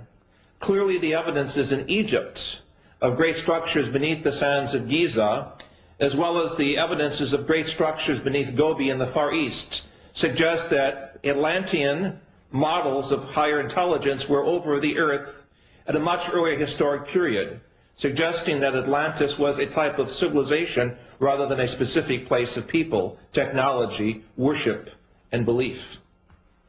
Where is the entrance to the inner earth? My feeling is that these are openings several hundred kilometers wide, not more than that. One on the North Pole, one on the South Pole. They may exist in a different dimension. They may be made visible at will or from time to time depending on certain cosmic and terrestrial conditions. These are more of speculations. However, I know for sure that, for example, polar flights are forbidden to fly straight over the pole. They always deviate away. After a very suspicious crash of a New Zealand airliner, chartered airliner in late 70s, early 80s, that was supposed to fly over the South Pole looking for the opening of the inner Earth. After Atlantis, only a few native Indians on the Amazon River and the Hopi Indians knew of the entrances to huge underground cities.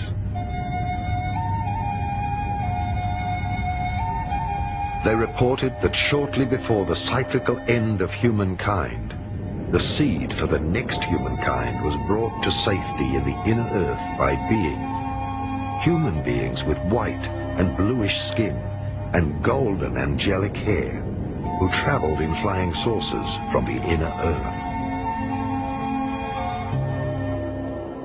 Last century, various scientists searched for the pole openings. Accordingly, the South Pole is supposed to be the head chakra of the Earth and have an enormous pole opening. The North Pole would be the root chakra. During this century, two great efforts were made to find these pole openings and to make contact with the extraterrestrial races who built the underground cities within the Earth. The first expedition was led by Admiral Byrd before the Second World War. The second was carried out by the secret Tula organization, which pulled the strings behind the Nazis. Both expeditions were successful. Byrd discovered the pole openings during an expedition for the U.S.A.